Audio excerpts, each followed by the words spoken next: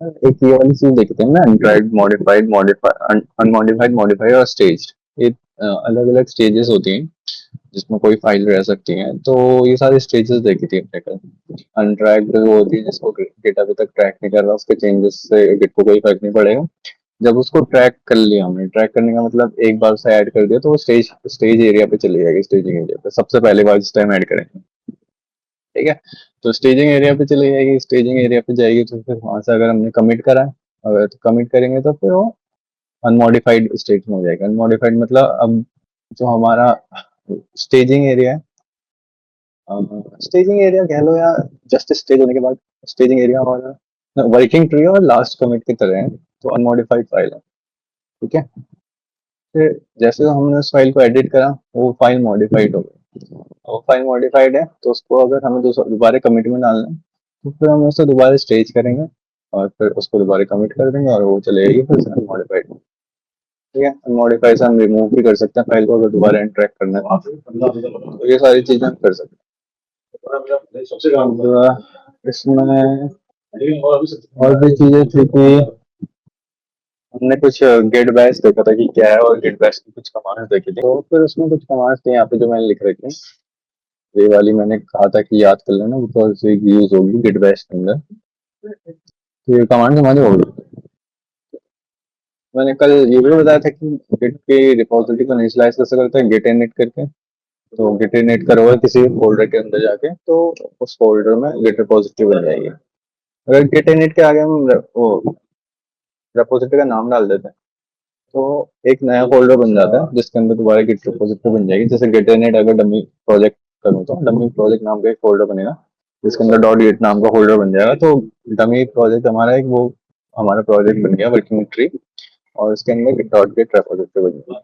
ठीक है।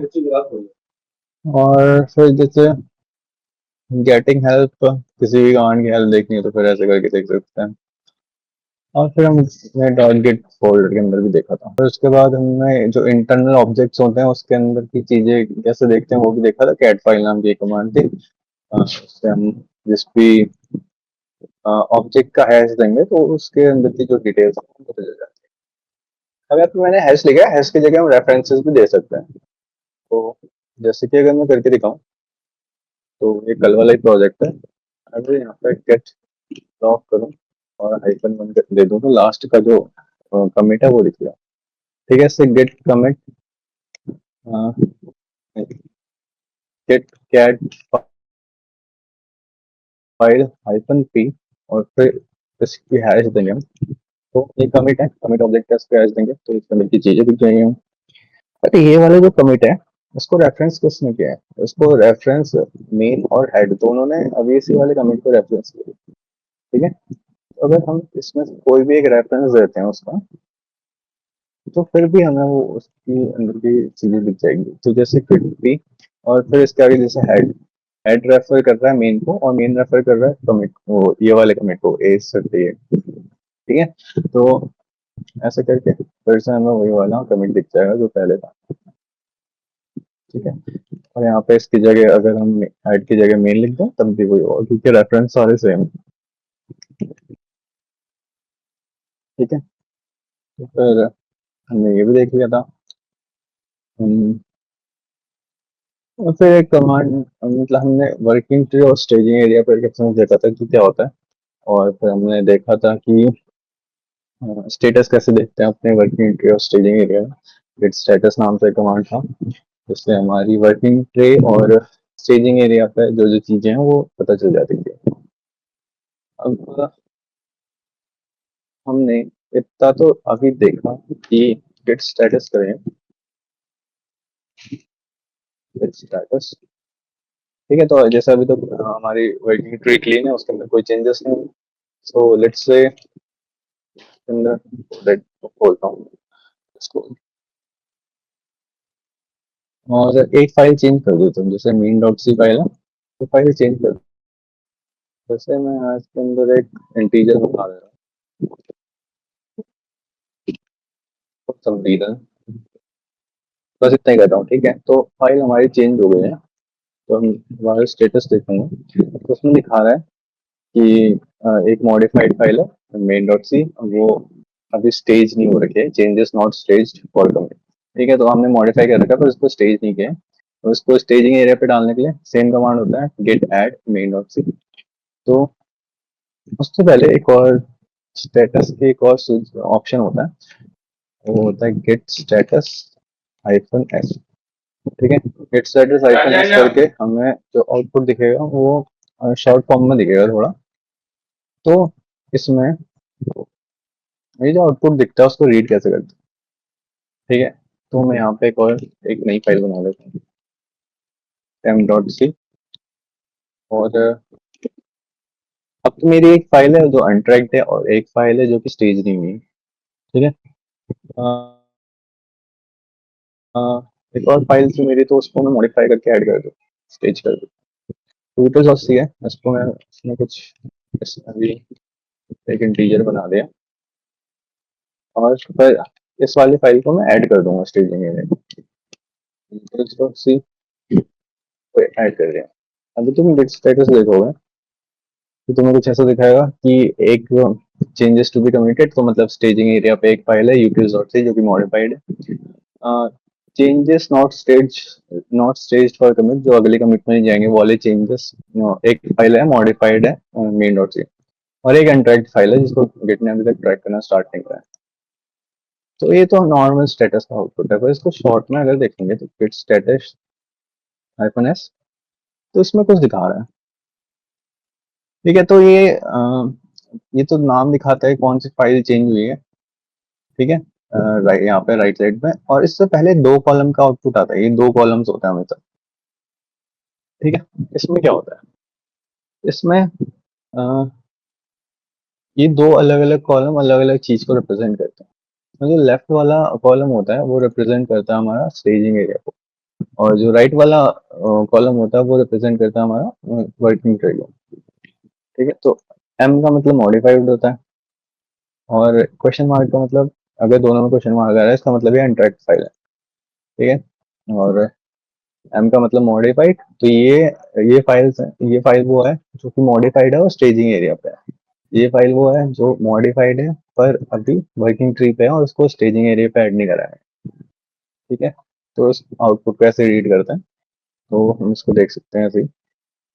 तो इसको हाइफन एस करो या इसका लॉन्ग फॉर्म जो होता है हाइफन हाइफन शॉर्ट, दोनों वो कर सकते हो तुम। तो ये वाला भी हो गया। फिर ट्रैक्ड वर्सेस अनट्रैक्ड चेंजेस देखे थे हमने। जो अनट्रैक्ड फाइल होती है वो जैसे अभी दिखा रही थी उसमें, और उस पर कोई उसके गेट को उसके चेंजेस को गिट ट्रैक नहीं करता है। तो एक ये हो गया। अब एक और मैंने बीच में एक नया टॉपिक डाला कि dual nature of a single file. ठीक है, फिजिक्स में तो बड़ा होगा मैंने डुअल नेचर, अब इसमें देख सकते। तो अभी गिट स्टेटस करते हैं। तो अभी हमारे पास दिख रही है कि हम पे एक फाइल है यूटिल्स डॉट सी जिसको हमने मॉडिफाई कर रखा है। ठीक है, और उसको स्टेज भी कर दिया। अब अगर मैं इस फाइल को दोबारा मॉडिफाई कर दूं, तो मैंने इसमें एक int x equals to type भी बना दिया। ठीक है, तो यूटिल्स डॉट सी थी वो पहले हमने मॉडिफाई करी, उसको हमने स्टेजिंग एरिया पे डाला, और अब हमने दोबारा मॉडिफाई कर दिया उसको बिना कमिट करे। ठीक है, अब मैं उसको बिना कमिट करे अगर दोबारा वो कर रहा हूँ मॉडिफाई, तो अब स्टेटस देखते हैं। तो अगर आप स्टेटस देखेंगे तो अब हमें यूटिल्स डॉट सी दो जगह दिख रही है। एक दिख रही है changes to be committed modified utils dot c, और एक दिख रही है changes not stage for commit. इसमें एक तो फाइल हमारे पास पहले से थी मेन डॉट सी, और दोबारा एक और फाइल दिख रही है यूटिल्स डॉट सी जो यही वाली फाइल है, पर अब ये फाइल दो जगह की दिख रही है, एक चेंजेस टू बी कमिटेड और एक नॉट स्टेज। तो ये स्टेजिंग एरिया पे और ये स्टेज नहीं करा हमने। तो जैसा कि मैंने बताया था हमारा कमिटिंग की प्रोसेस टू स्टेप प्रोसेस होती है गिट के अंदर। पहले हमें स्टेजिंग एरिया पे डालना पड़ता है, उसके बाद जो भी चीजें हैं वो स्टेजिंग एरिया से जाके कमिट होती है।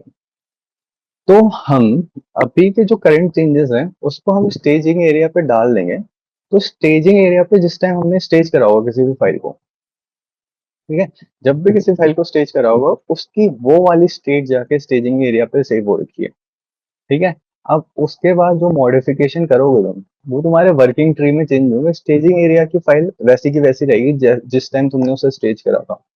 तो यूटीएस डॉट सी के अंदर अभी वो नया वाला चेंज नहीं होगा जो हमने करा है, इंट एक्स इक्वल्स टू 5 वाला, और पर इस वाले उसमें वो वाला चेंज होगा। ठीक है, तो ये इसका डुअल नेचर था कि वो स्टेज अनस्टेज दोनों हो सकती है साथ में। कैसे? जब अगर तुमने कुछ मॉडिफाई करके पहले स्टेज कर दिया और उसको फिर दोबारा मॉडिफाई कर दिया। और अगर इसका शॉर्ट वाला आउटपुट देखोगे, git status hyphen hyphen s, तो अब देखो इसमें दिखा रहा है दोनों कॉलम में हमें। लेफ्ट वाला हमारा था स्टेजिंग एरिया वाला, राइट वाला हमारा था वर्किंग ट्री वाला। तो ये वर्किंग ट्री पे मॉडिफाइड है, ये स्टेजिंग एरिया पे मॉडिफाइड है। तो मतलब एक बार हमने इसको मॉडिफाई करके ऐड करा था स्टेजिंग एरिया पे, उसके बाद हमने इसे दोबारा मॉडिफाई कर दिया, तो इसलिए इसका आउटपुट ऐसा आ रहा है। हम्म, तो फिर अगर उस वाली जो कमिट मैसेज वहां पे तुम्हें दिखाया है VS कोड के अंदर, अगर तुमने उसमें तुमने कोई मैसेज नहीं डाला कमिट मैसेज, अगर तुम्हारा एम्प्टी है वो जो तुम वो फाइल खुली होगी VS कोड के अंदर, वो एम्प्टी है। एम्प्टी का मतलब ये भी होता है कि सारे कमेंट है और या तो एम्प्टी लाइन्स है सारी, अ, और फिर उस फाइल को तुमने क्लोज कर दिया, तो फिर वो नया कमिट ऐड नहीं होगा, वो अ, रुक जाएगा वहां पे। ठीक है, और अगर तुमने कुछ कमिट मैसेज डाला और फिर वो फाइल क्लोज कर दी तो तुम्हारा नया कमिट क्रिएट हो जाता है और वो स्ट्रिप ऐड हो जाता है। ऐसे अगर तुम्हें अगर वो नहीं खोलना है अपना एडिटर, तो तुम डायरेक्ट यहाँ पे हाइफन एम करके और डबल कोट्स के अंदर अपना मैसेज डाल सकते हो जो भी है। फिर ऐसे तुम्हारा एडिटर नहीं खुलेगा और सीधे यहीं से कमिट हो जाएगा। एक और था कि अगर तुम्हें स्टेजिंग एरिया स्किप करना है कि तुम श्योर हो कि तुम्हारे वर्किंग ट्री में तुमने जितने चेंजेस करने हैं तुम्हें सारे इस कमिट के अंदर डालने हैं। अगर सारे डालने हैं तो फिर तुम्हारे पास मतलब स्टेज करने की जरूरत नहीं है, सारे चीजें तुम सीधे डाल सकते हो कमिट के अंदर। उसका कमांड था गेट कमिट हाइफन ए। इसमें यह था कि अनट्रैक्ड फाइल्स नहीं जाती है कमिट के अंदर, जो कि पहले से ट्रैक हो रही है वो सारी फाइल्स कमिट के अंदर जाती है बस। अब इसके अंदर और भी है, अगर हम एक्स्ट्रा इंफॉर्मेशन देखना चाहते हैं अपनी कि git commit hyphen v command से देख सकते हैं। अब वो एक्स्ट्रा इंफॉर्मेशन कुछ दिखाता है, जैसे कि अभी हमारे पास ये वर्किंग ट्री की कुछ स्टेट चल रही है, तो मैं बस अभी बस ये वाली चेंजेस मैंने स्टेज करा है और मैं इसी को ऐड करना चाहूंगा उस पर कमिट पे। ठीक है, तो मैं करता हूँ git commit hyphen v. Hyphen v enter करूंगा मैं, मेरा वीएस कोड खुलेगा, उसके अंदर ये फाइल खुलेगी। अब देखो इसमें कुछ एक्स्ट्रा इन्फॉर्मेशन दिखा रहा है। एक्स्ट्रा इन्फॉर्मेशन ये है, और ये इन्फॉर्मेशन कैसे रीड करते हैं वो मैं अभी थोड़ी देर में बताऊंगा, पर ऊपर वाली चीजें तो वही है सेम, कि हमारी वर्किंग ट्री की कंडीशन बता रहा है, और फिर यहाँ पे तुम मैसेज डाल सकते हो। और इसमें लिखा है कि डू नॉट मॉडिफाई और रिमूव द लाइन अबव, तो ये वाली लाइन मॉडिफाई डिलीट नहीं करनी तुम्हें, और इसके नीचे का जो है वो सब इग्नोर कर दिया जाएगा। और इसके नीचे की जो चीज होती है वो होती है कि जो तुम्हारी फाइल्स मॉडिफाइड है, जो चेंजेस इसमें ऐड होने वाले हैं इस कमिट में, उस चीज को दिखाता है वो। जैसे यहाँ पे एक चेंजेस दिखा रहा है ना, इंट वाई इक्वल्स 5, तो जैसे एक लाइन चेंज हुई थी, अभी इस पूरे उसको आउटपुट को रीड कैसे करते हैं वो बताऊंगा। पर फिर भी थोड़ा सा ये है कि चेंजेस दिखाता है, जितनी फाइल्स चेंज हुई होगी तुम्हारी सबके चेंजेस दिखाएगा यहाँ पे। ठीक है, तो अभी मैं से edit file equals to 5 for some reason ऐसे कर देता हूँ। ठीक है, इस फाइल को क्लोज करोगे तो वहाँ पे कमिट क्रिएट हो जाएगा तुम्हारा एक नया। तो उसमें यहाँ पे जो मैसेज दिखाता है वो दिखाता है कि कौन सी ब्रांच में हुआ है, उस जो कमिट है उसकी हैश का कुछ इनिशियल, और वो जो तुम्हारा कमिट मैसेज है वो, और फिर उसके साथ फाइल कितनी चेंज हुई और कितने इंसर्शंस हुए या डिलीशंस हुए, वो सारी चीजें यहाँ पे दिखा है। ठीक है, मैं गिट स्टेटस करूँ,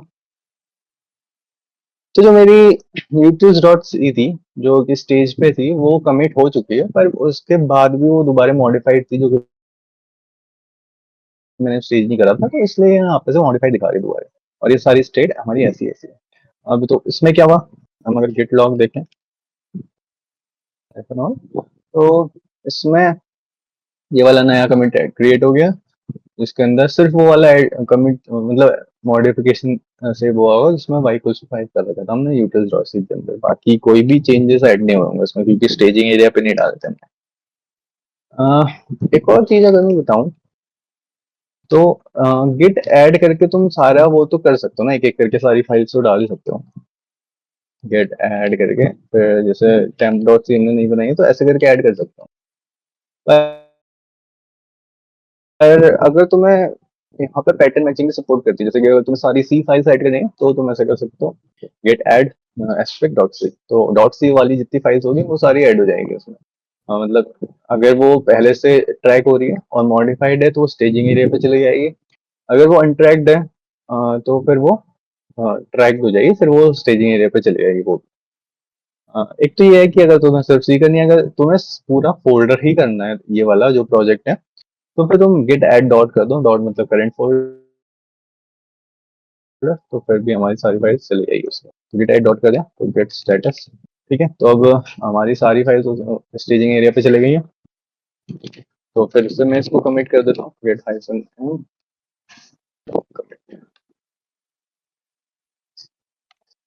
ठीक। ऐसे करके तो इसमें दिखा रहा है कि 3 फाइल चेंज हुई है, उसमें 2 इंसर्शन हुए हैं, तो ऐसी इंफॉर्मेशन दिखा रहा हूँ, ठीक है। तो गेट कमिट का भी बता दिया मैंने, हाइफन भी हमारा थोड़ी सी एक्स्ट्रा इन्फॉर्मेशन दिखाता है, वो ये दिखाता है कि मतलब कौन कौन सी फाइल में क्या क्या मॉडिफिकेशन हुआ है। और ये जो मॉडिफिकेशन होते हैं ना, जो अलग अलग छोटे छोटे अलग अलग जगह फाइल्स में होते हैं, इनको पैचेस भी बोलते हैं, पैचेस मतलब वही डिफरेंसेस। और फिर हमने लॉग लॉग देखना भी सीखा था कि जिसमें गेट लॉग करोगे तो पूरी लॉग दिख जाती तुम्हें। अब इसमें मैंने एक चीज नहीं बताई थी, गेट लॉग या अभी वैसे मैं एक्सप्लेन कैसे करता हूँ। तो गेट लॉग में जो जो कमेंट्स दिखते हैं ना हमें, हमारी हिस्ट्री जो दिखती है जिसमें सारे कमेंट्स दिखते हैं, उसमें अ, सिर्फ वो कमिट दिखते हैं जो कि करंट कमिट जहां पे भी हमारा हेड है, हेड से जो जो कमिट रीचेबल है वो वाले कमिट्स दिखते हैं वैसे। अगर मेरा हेड यहाँ पे है, इस कमिट के जो पेरेंट वाली वो होगी ना इसमें लिंक, उस पेरेंट से जितने कमिट को मैं एक्सेस कर सकता हूँ, जैसे इसके पेरेंट से ये वाला कमिट एक्सेस हो जाएगा क्योंकि डायरेक्ट पेरेंट है इसका, इसके पेरेंट से ये वाला वो कमिट एक्सेस हो जाएगा, और ऐसे करते करते जितने कमिट्स मैं ऐसे पेरेंट के लिंक से फाइंड कर सकता हूँ, एक्सेस कर सकता हूँ, वो वाले ही लॉग्स हमें डायरेक्ट ये गिट लॉग है उसमें दिखते हैं, ठीक है। जहाँ पे भी मेरा हेड है वहां से अगर मेरा हेड यहाँ पे होता तो फिर मुझे ये वाले कमिट नहीं दिख पाते क्योंकि इस पे इन दोनों कमिट्स का कोई रेफरेंस नहीं होता। इस पे इससे नीचे वाले का होता है, इससे नीचे मतलब इससे पुराने वाले का, पर उससे ऊपर न्यू वाले का नहीं होता। तो इसका जो पेरेंट है वहां से ये मिल गया, इसके पेरेंट से ये मिल गया, ऐसे करके अगर मेरा हेड यहाँ पे होता तो फिर मुझे सिर्फ ये वाले वो दिखते कमिट्स, और उससे ऊपर वाले नहीं दिखते, ठीक है। गिट लॉग ये करता है। और इसमें मैंने कुछ ऑप्शंस बताए थे कि get log hyphen hyphen graph अगर करोगे, ग्राफ से ये एसकेआर दिखा देता है तुम्हारे जो कमिट की हिस्ट्री है तुम्हारे रेपोजिटरी की, उसकी एसकेआर दिखाते हैं कि कैसे क्या क्या चेंजेस हुए हैं। जैसे ये हुआ था पहले, तो ये एक एस्ट्रिक एक वो दिखा रहा है हमारा कमिट, और फिर वो कनेक्टेड है इस वाले से, तो ऐसे करके हमारी हिस्ट्री बढ़ते जा रही है। और बाय डिफॉल्ट ये रिवर्स न्यूएस्ट फर्स्ट वाले ऑर्डर पे सॉर्टेड होता है, तो ये सबसे नया कमिट है तो ये सबसे पहले आएगा, और उसके बाद इससे ओल्डेस्ट बाद में आती है, ठीक है। और शॉर्ट कमिट हिस्ट्री देखने के बाद बताया था मैंने, get log hyphen hyphen one line. तो ऐसे करोगे तो तुम्हें शॉर्ट में तुम्हारी पूरी हिस्ट्री दिखा देगा, तो लंबा कोई आउटपुट नहीं आएगा। जैसे यहाँ पे दिखा रहा है कि एडोनिक यहाँ पे रेफर कर रहे हैं इस वाले कमिट को, ये वाले कमिट के हैश है, और उसमें जो वो है कमिट का मैसेज, हम कमिट के मैसेज को मोर देन वन लाइन भी डाल सकते हैं। तो उसकी जो सबसे पहली लाइन होती है वो हमारे कमिट मैसेज का हेड होती है और बाकी बॉडी होती है। तो जैसे वन लाइन होता है तो उसमें सिर्फ आईडी ऐड दिखेगा, ठीक है। हम मैसेज में डिटेल्ड मैसेज भी डाल सकते हैं काफी ज्यादा। तो फिर हम लॉग देखना तो सीख गए, पर लॉग जैसे कि हमारा नॉर्मल हम कमांड डाल दे रहे हैं तो बहुत ज़्यादा वो आ जा रहा है, उसमें बहुत ज़्यादा आउटपुट आ जा रहा है, तो इतने आउटपुट को हम इजीली रीड नहीं कर पाएंगे। तो इसलिए हम अपने लॉग के आउटपुट को लिमिट करना भी ठीक है। तो लॉग के आउटपुट को लिमिट करना जो सबसे इजी इजी क्या, जो सबसे पहला तरीका मैं बता रहा हूँ वो है कि लास्ट एन कमिट्स अगर तुम्हें देखना है, एन कोई भी इंटीजर हो सकता है, तो फिर उसको देखने का तरीका या तो गेट लॉग एन, फिर यहाँ पे कोई भी नंबर, जैसे मुझे लास्ट 2 कमिट्स देखने हैं, तो मैं गेट लॉग आइफन एन और फिर 2 डालूंगा, तो मुझे यहाँ के लास्ट के 2 कमिट दिखाएगा जो भी कमिट। ठीक है, इसके साथ मैं और ऑप्शन भी यूज कर सकता हूँ, जैसे मुझे यहाँ पे ग्राफ भी देखना है तो मैं ग्राफ ऐसे डाल दूंगा। ठीक है, और अगर मुझे लास्ट के 2 देखने हैं, पर इसका एक और सिंटेक्स है गेट लॉग, फिर हाइफन, हाइफन के आगे सीधे जो भी नंबर है, जितने भी नंबर तुम्हें देखना है, तो हाइफन 2। ठीक है, इसको मैं शॉर्ट में भी अगर देखना चाहूंगा 1 लाइन में, तो मैं ऐसे लिख दूंगा get log hyphen 2 hyphen hyphen 1 line. मैं एंटर करूंगा तो लास्ट के 2 कमिट्स दिख जाएंगे ना, और 1 लाइन में शॉर्ट फॉर्म में दिख जाएंगे। तो एक है कि कितने नंबर ऑफ लॉग्स तुम्हें चाहिए। एक और है कि गेट लॉग वो अपने साथ वो भी ले सकता है, क्या बोलते हैं, एक कमिट का हैश या रेफरेंस। इससे क्या होता है, जैसे कि अगर मैं अभी गेट लॉग सिंपल 1 लाइन करता हूँ, तो अगर मैं गेट लॉग फिर इसके आगे कोई भी कमिट का हैश डालूं, जैसे कि ये वाला कमिट चेंज 3 जो है हमारा B429F19, ठीक है, अगर इसका मैं हैश डालूं और एंट्री करूं, तो मुझे 1 लाइन कर देना चाहिए, 1 लाइन। ठीक है, 1 लाइन कर रहा हूँ, अब तुम्हें दिख रहा होगा ये इसमें क्या हो, मैंने इस वाले हैश से डाला था, तो इस वाले हैश से जो जो हमारे पास, या इस वाले कमिट से जो जो एक्सेसिबल कमिट्स हैं, मैं सिर्फ वो दिखेंगे। ठीक है, अगर सिर्फ वो दिखेंगे तो जैसे कि हम ये वाला है, तो इससे इससे एक्सेसिबल कौन से हैं, इसके नीचे वाले पेरेंट्स हैं इसके, जो तो वो एक्सेसिबल है, तो सिर्फ वो दिखे हमें, और नए वाले हमें ऐसे नहीं दिखे। ठीक है, तो एक ये है कि गेट लॉग, फिर उसके आगे हैश या रेफरेंस दे सकते हो, अगर इसमें तुमने कोई रेफरेंस ऐड करा होता है इसका, तो फिर सीधे तुम उसका रेफरेंस भी लिख सकते थे। जैसे अगर मुझे इस वाले का रेफरेंस लिखना है, तो या तो मैं इसका हैश लिख लूँ, या तो हेड या मेन में से कुछ भी, ये रेफरेंस है ना जो, तो इनमें से कुछ भी लिख लूंगा तो मैं फिर भी चल जाएगा, जैसे कि गिट लॉग हेड करता हूँ हाइफन हाइफन 1 लाइन, तो ऐसा करके हमें वो दिख जाएगा हेड से। ठीक है,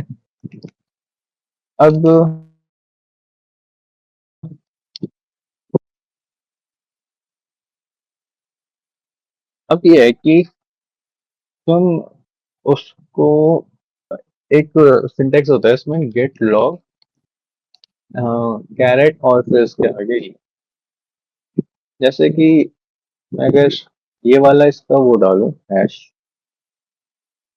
ये वाले कमिट का जो कि चेंज टू था हमारा, तो इस वाले रिप्रेजेंटेशन का मतलब ये होता है कि इस वाले कमिट से जो जो कमिट्स एक्सेसिबल है, ठीक है, वो वाले आउटपुट से सब्ट्रैक्ट हो जाने चाहिए। तो जैसे अगर इससे ये सारे कमिट्स एक्सेसिबल है, जैसे change to another important change with some important change, ये सारे, तो ये वाले हमारे आउटपुट से हट जाने चाहिए। तो अभी तो मैंने इसके साथ कुछ डाला नहीं, और ठीक है, अगर इसके साथ कुछ और नहीं डाला तो फिर ये वाला तो हमें हटाना ही था, तो इसलिए कोई हमारे पास आउटपुट नहीं आया। पर अब अगर मैं करूँ गेट लॉग हेड या मेन जो भी कर लेते हैं, मेन और फिर कैरेट, ठीक है, अब मैं एंटर दबाऊं तो मुझे क्या दिखेगा, अगर सिर्फ मैं मेन तक चलाता गेट लॉग मेन, तो मेन से जो जो एक्सेसिबल है वो वाले दिखते हैं, उस वो सब्ट्रैक्ट हो जाते हैं जो इस वाले से एक्सेसिबल है। तो अगर मैं एंटर दबाऊं, ऑनलाइन करना भूल गया,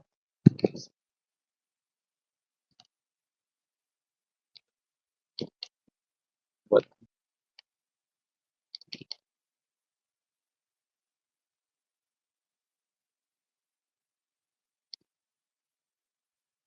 ठीक है, तो इससे क्या हुआ कि हमारा ये चेंज था जो कौन सा था, चेंज टू, तो इससे नीचे के सारे जो कमिट्स थे इस वाले से एक्सेसिबल थे। ठीक है, और मेन से क्या थे, मेन से तो ये सारे ही थे एक्सेसिबल। तो फिर ये सारे में से इससे जो एक्सेसिबल है जो ये हैं वो वाले कमिट्स डिलीट हो गए, लॉक्स जो हैं डिलीट हो गए। डिलीट क्या, सब्ट्रैक्ट हो गए, तो यहाँ पे दिख नहीं रहा। ठीक है, हमें इतना ही दिखा। तो ऐसे करके हम इसके साथ मल्टीपल एसेस भी दे सकते हैं गिट लॉग पे, जैसे कि ये है।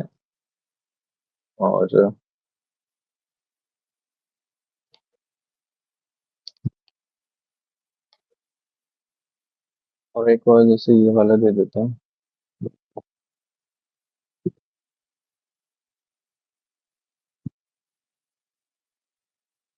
ऐसे मल्टीपल हैशेस हम दे सकते हैं। तो जितने हैशेस हम देते रहेंगे उतने हैशेस या रेफरेंसेस उनमें से जो जो कमिट्स एक्सेसिबल है वो सारे हमें दिखते रहेंगे। अभी मैंने यहाँ पे कैरेट नहीं लगाया तो सबट्रैक्ट कुछ होगा नहीं, और इसमें हमें आउटपुट दिखते रहेगा। ठीक है, तो आउटपुट अभी वही आया है, क्योंकि इन सब में से इसमें से जो भी पहले होगा वो वाले का आउटपुट आएगा ना। अभी तो ये लीनियर हिस्ट्री चल रही है।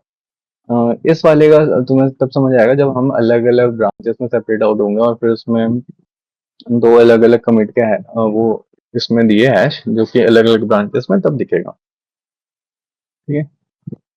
और क्या, और हाँ एक और स्पेशल सिंटैक्स होता है, जैसे कि log hyphen hyphen one line. तो इसमें अगर मुझे किसी दो पर्टिकुलर कमिट्स के बीच के सारे वो देखने हैं, ठीक है, उसके बीच के सारे कमिट्स देखने हैं, तो मैं कैसे कर सकता हूँ। तो जैसे कि अगर मुझे न्यू ट्री और ये अनदर इम्पोर्टेंट चेंज के बीच के सारे कमिट्स देखने हैं, तो मैं वो कैसे देखूंगा। तो जैसे कि अभी मैंने बताया, अगर तुम ये करोगे तो मैं न्यू ट्री अगर देखूं तो ACE58 DB। ठीक है, और न्यू ट्री से क्या हो जाएगा कि ये सारे आ जाएंगे। फिर अगर मुझे इन दोनों के बीच में देखना है अनदर इम्पोर्टेंट जो न्यू ट्री, तो मैं इस वाले का जो है वो हटा दूंगा, सब्ट्रैक्ट कर दूंगा, और उसका सिंटेक्स क्या है, कैरेट 22F26। ठीक है, तो ऐसे करके हमें सिर्फ इन दोनों के बीच के आउटपुट दिख गए, जैसे कि new tree, change change three और चेंज टू। ठीक है, ये तीन कमेंट हमें दिख गए। अब किसी चीज को करने का हमारे पास एक शॉर्ट सिंटेक्स होता है, git log। तो वो सिंटेक्स क्या है, git log। फिर यहाँ पे जहाँ से स्टार्ट करना है, स्टार्ट करने वाला ओल्ड होना चाहिए। जैसे कि मैं यहाँ से करूँ तो मैं ये डालूंगा इसका हैश, और फिर उसके बाद डॉट डॉट, दो डॉट, और उसके बाद जहां तक करना है, अब वो वाला नहीं होना चाहिए, अच्छा वाला। ठीक है, तो ऐसे करके मैं एंटर करूंगा तो अभी भी सेम आउटपुट दिखेगा मुझे। तो इसका मतलब वही है जो इससे पहले मैंने लिखा था ना। तो वही होता है इसका मतलब, ये शॉर्ट सिंटेक्स है बस उस चीज की। ठीक है, तो लिख रखा है मैंने नोट में ना ये। और फिर उसके आगे all, git log hyphen hyphen all क्या करता है, निकल जाना चाहिए मेरे से बार-बार। तो git log hyphen hyphen all क्या करता है कि ये अज्यूम करता है कि, या प्रिटेंड करता है कि सारे रेफरेंसेस इसको हमने एज ए इनपुट दे रखे हैं। अब रेफरेंसेस को इनपुट देने का मतलब कि जो हमारे पास गिट के अंदर रेफ डायरेक्टरी थी ना एक, तो अगर उसको हम ऐसे देखें, refs, तो जैसे हमारे पास ये गिट के अंदर रेफ्स डायरेक्टरी थी, और उसके अंदर एक रेफरेंस हमारे पास मेन अभी तक एक ही है ठीक है, और एक रेफरेंस हमारे पास हेड है। तो इस वाली डायरेक्टरी के अंदर जितने रेफरेंसेस होंगे, जितने रेफरेंसेस का मतलब जैसे हेड्स में जितने रेफरेंस होंगे ये वाले फोल्डर के अंदर, और टेक्स्ट के अंदर जितने भी रेफरेंसेस होंगे वो इंक्लूडिंग विद हेड हमने इसको एज अ आर्ग्यूमेंट दे दिया, गेट लॉग हेड में। तो अगर मैं get log hyphen hyphen all करूं, वन लाइन भी दे देता हूं आपको, ये करूं, और गिट लॉग फिर हेड, और जो रेफ फोल्डर के अंदर जितने भी सारे रेफरेंसेस हैं वो सारे ऐसे लिस्ट कर दूं यहाँ पे, गिट लॉग हेड मेन, और कोई टैग होता तो वो टैग भी यहाँ पे, और हेड के अंदर कोई और भी, मतलब जो हेड्स फोल्डर था उसके अंदर जिसके अंदर मेन था, तो उसके अंदर भी कोई और अगर दूसरा रेफरेंस होता वो भी अगर मैंने यहाँ पे लिख दिया था वो सारे, तो तब ये दोनों का मतलब सेम होता है, जो git log hyphen hyphen all है और गिट लॉग हेड मेन और सारे रेफरेंसेस जो अलग अलग रेफरेंसेस। ठीक है, तो ऐसे करके अभी इसका आउटपुट सेम आएगा। तो इससे क्या होता है मतलब कि हम किसी भी स्टेट पे हो, मान लो इसी वाले कमिट के अंदर हो तुम, फिर भी हमें ये सारा आउटपुट दिखता है। क्यों? क्योंकि मेन वाला रेफरेंस हमारा यही रहेगा। ठीक है, वो चेंज नहीं होगा। हेड हेड जब हम इस वाले में होंगे उसका मतलब है हमारा हेड यहाँ पे है, पर मेन चेंज नहीं होगा। मेन हमारे लेटेस्ट कमिट पे ही रहता है, जिस जिस भी ब्रांच का हो। ठीक है, तो एक ऑल का ये है। और मैंने कल ये दो बताए थे कि अगर किसी पर्टिकुलर स्ट्रिंग हमें देखना है कि किन किन ऐसे कमिट्स हैं जिसमें ऐसे चेंजेस हुए हैं जो ये वाले स्ट्रिंग इंक्लूड कर रहा है। ठीक है, तो ऐसे कमिट्स देखने के लिए इसका कमांड है get log hyphen capital S और फिर इसके आगे जो भी स्ट्रिंग थी, जैसे कि हमारे ग्रेड थी। ठीक है, वन लाइन कर देता हूँ। तो जैसे कि हमारा सिर्फ एक कमिट है जिसमें एक ऐसी स्ट्रिंग इंक्लूड है जिसमें कुछ चेंजेस हुए हैं ग्रेड जैसे। ठीक है, इस पर्टिकुलर स्ट्रिंग में चेंज नहीं, ऐसे चेंजेस जिसमें ये स्ट्रिंग इंक्लूडेड है वो चेंजेस दिखाया। ठीक है, तो ये वाला गेट वो मतलब कमिट है वो। और और ये भी अगर किसी पर्टिकुलर फाइल में चेंज हुआ वो देखना है तो गिट लॉग हाइफन हाइफन जो भी फाइल है हमारी, इससे पहले मैं वन लाइन डाल देता हूँ और हाइफन हाइफन ये फाइल सबसे लास्ट में आएगी। ठीक है, हाइफन हाइफन के बाद और यहाँ पे जो भी फाइल है जैसे कि यूटिल्स डॉट सी, तो उसके अंदर तीन ऐसे कमेंट्स है जिसमें यूटिल्स डॉट सी में कुछ ना कुछ चेंज हुआ है। ओके, तो हमने चेंज भी देख लिए और फिर स्टेटस देखते हैं अभी हम अपना। अभी हमारी वर्किंग ट्री की है, तो ये वाला भी हमारा हो गया।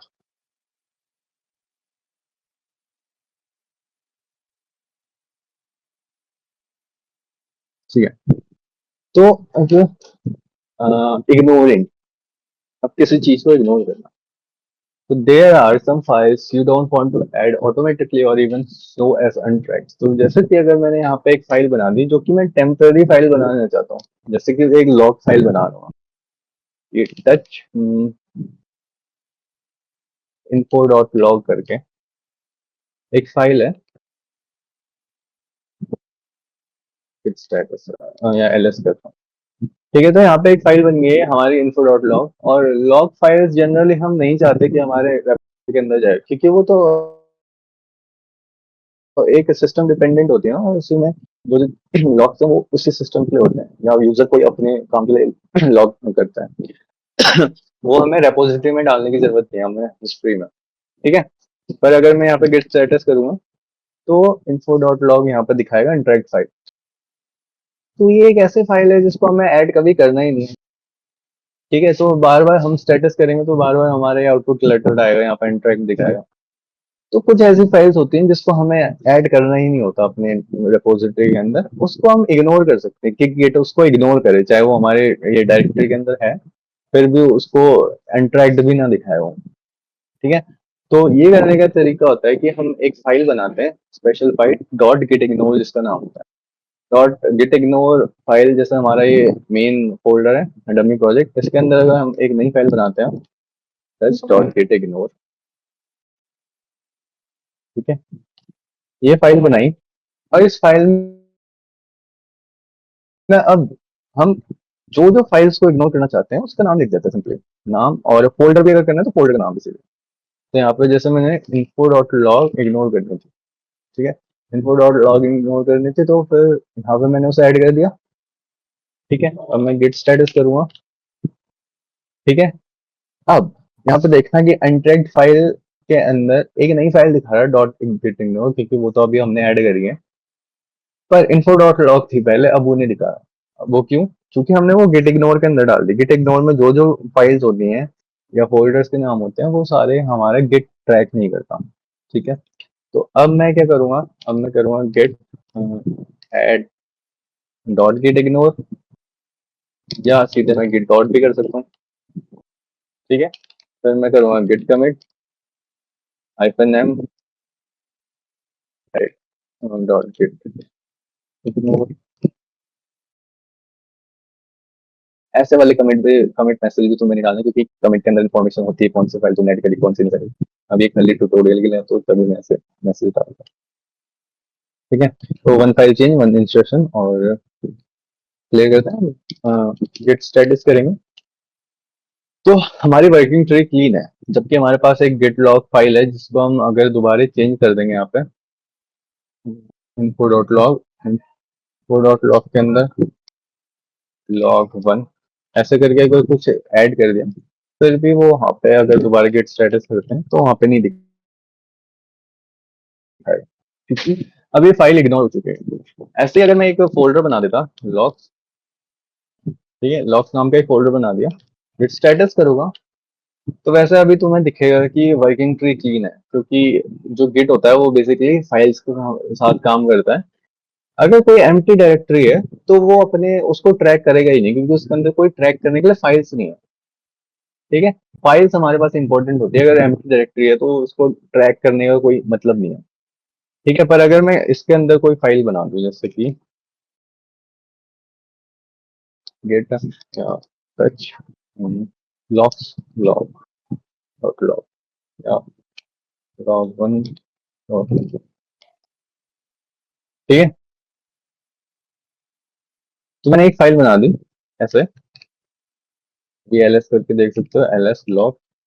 तो फिर उसके अंदर एक फाइल है log1.log, और मैं अब गिट स्टेटस करूंगा। अब तुम्हें ये दिखा रहा है कि इंटरेक्ट फाइल है, इंटरेक्ट फाइल्स में वो फोल्डर का नाम दिखा रहा है, और उसके अंदर की सारी चीजें हो जाएगी इंक्लूड, अगर तुम सीधे ये फोल्डर का नाम करोगे तो। अगर तुम करोगे git add logs, तो फिर इस फोल्डर के अंदर जितनी सारी फाइल्स हैं वो सारी हमारे स्टेजिंग एरिया पे आ जाएगी और ट्रैक हो जाएगी। पर हमें इस वाले उसको इग्नोर करना है, क्योंकि ये लॉग्स में हमें नहीं डालने हैं अपने रिपोजिटरीज में। तो इस फोल्डर का नाम भी हम यहाँ पे लिख देंगे अपने गिट इग्नोर के अंदर, गिट इग्नोर। गिट इग्नोर में हमारा कौन सा आ गया, लॉग। ठीक है, लॉग्स, और यहाँ पे गिट स्टेटस देखो, तो यहाँ पे वो लॉग्स फोल्डर हट चुका है, और बस मॉडिफाइड आ रहा है कि डॉट गिट इग्नोर मॉडिफाइड हो, क्योंकि हमने उसमें एक चेंज करा। ठीक है, ये तो हो गया सिंपल कि तुम सीधे अपने फाइल का नाम डाल दो, फोल्डर का नाम डाल दो, और वो इग्नोर हो जाएगी।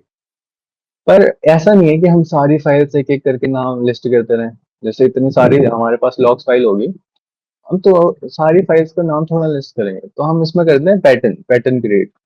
पैटर्न अलग अलग जो भी पैटर्न है उस टाइप की फाइल्स को मैच करता है और उसको इग्नोर करता है। जैसे कि हमें अगर सारी लॉग फाइल वो इग्नोर करनी है, जो कि डॉट लॉग होगा उसके अंदर, उसके एकदम लास्ट पे हमने अपना वो अगर फाइल से बना रखी है, तो हम उसका पैटर्न बना देंगे कि जिसके लास्ट पर डॉट लॉग है उस फाइल को इग्नोर करो। ठीक है, अब तो पैटर्न क्रिएट करने के इसमें रूल्स होते हैं कुछ, तो वो रूल्स हमें बताते हैं। तो अ, पहली बात तो यह है कि एक गेट इग्नोर में जो जो भी चीजें लिखते हैं हम, वो बाय डिफॉल्ट रिकर्सिव होती हैं। रिकर्सिव का मतलब, जैसे अगर info डॉट लॉग अगर मैंने लिखा है, ये एक फाइल का नाम है, तो हम्म, तो वो इस वाली हमारी जो डायरेक्टरी है डमी प्रोजेक्ट, इसके अंदर डॉट इग्नोर है, तो यहाँ पे अगर info डॉट लॉग होगी तो वो तो इग्नोर होगी होगी। हाँ, यहाँ पे होगी तो फिर भी इग्नोर होगी। पर अगर मैं उसे बना देता लिप्स फोल्डर के अंदर, तो जैसे कि मैं करूँ touch lips slash info dot log, तो मेरी फाइल एक ऐड हो चुकी है लिप्स फोल्डर के अंदर, इन्फो डॉट लॉग। तो अब ये वाली फाइल भी हो जाएगी हमारी इग्नोर। हमारा जो बाय डिफॉल्ट होता है वो होता है रिकर्सिव। ठीक है, हमारे वो मेन फोल्डर जो है वर्किंग ट्री, इसमें ये वाली फाइल है, इस फोल्डर के अंदर भी है, ये वाली भी इग्नोर हो चुकी है। हम गिट स्टेटस वेर करके देखें तो देखो वो वाली फाइल नहीं दिखा रही है। ठीक है, तो ये होता है गिट इग्नोर, जो कि हमारा रिकर्सिवली इग्नोर करता है फाइल्स को बाय डिफॉल्ट। हमें अगर इस बिहेवियर को इग्नोर करना है कि हमें रिकर्सिव नहीं चाहिए, तो हम एकदम स्टार्ट पे हम स्लैश लगा देंगे। एकदम स्टार्ट पे स्लैश लगाने का, ये फॉरवर्ड स्लैश है, फॉरवर्ड स्लैश लगाने का मतलब ये होता है कि अब हम सिर्फ हमारी जो इनिशियल डायरेक्टरी है उसके अंदर चेक होगा और रिकर्सिव नहीं होगा ये। ठीक है, तो जैसे मैंने अगर इसको ऐसा कर दिया, और अब मैं यहाँ से इसका वो देखूं स्टेटस। तो देखो अब यहाँ पे हमारी जो लिप्स के अंदर की info डॉट लॉग फाइल है वो अब दोबारा यहाँ पे अनट्रैक्ड फाइल में दिखाने लगा, क्योंकि अब इसको गेट इग्नोर नहीं करता। ठीक है, तो एक चीज सबसे पहले ये होगी कि रिकर्सिविटी कैसे ऑफ करते हैं। और इसमें भी तुम कमेंट डाल सकते हो। कमेंट डालने का तरीका वही है, हैश से स्टार्ट होगा, तुम कुछ भी चीज लिखोगे और वो एक कमेंट होगा, तो उससे कोई फर्क नहीं पड़ेगा। और जो भी ब्लैंक लाइन है वो सारी इग्नोर होती है। ठीक है।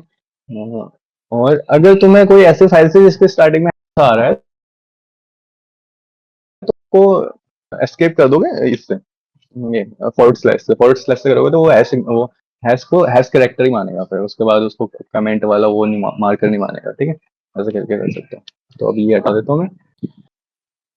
इसमें जो स्टैंडर्ड हमारे वाइल्ड कार्ड के कैरेक्टर्स है, जो एस्ट्रिक और क्वेश्चन मार्क है, जिनको ग्लोब पैटर्न्स भी बोलते हैं। ठीक है, नाम याद रखना, बाद में यूज होगा ये लिनक्स के अंदर, ग्लोब पैटर्न्स। तो हमारा एस्ट्रिक और क्वेश्चन मार्क, जिसके काम क्या था, एस्ट्रिक का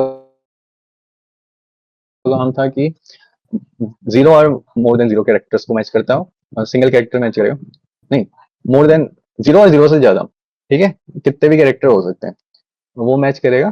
पर इसमें क्या होता है कि एस्ट्रिक उसको मैच नहीं करता। ठीक है, फॉरवर्ड स्लैश को, जैसे वो डायरेक्टरी का सेपरेटर या फाइल के सेपरेटर होता है ना, पाथ सेपरेटर, तो उसको वो नहीं करेगा। और क्वेश्चन मार्क जो होता है, क्वेश्चन मार्क से सिंगल कैरेक्टर को मैच करता है।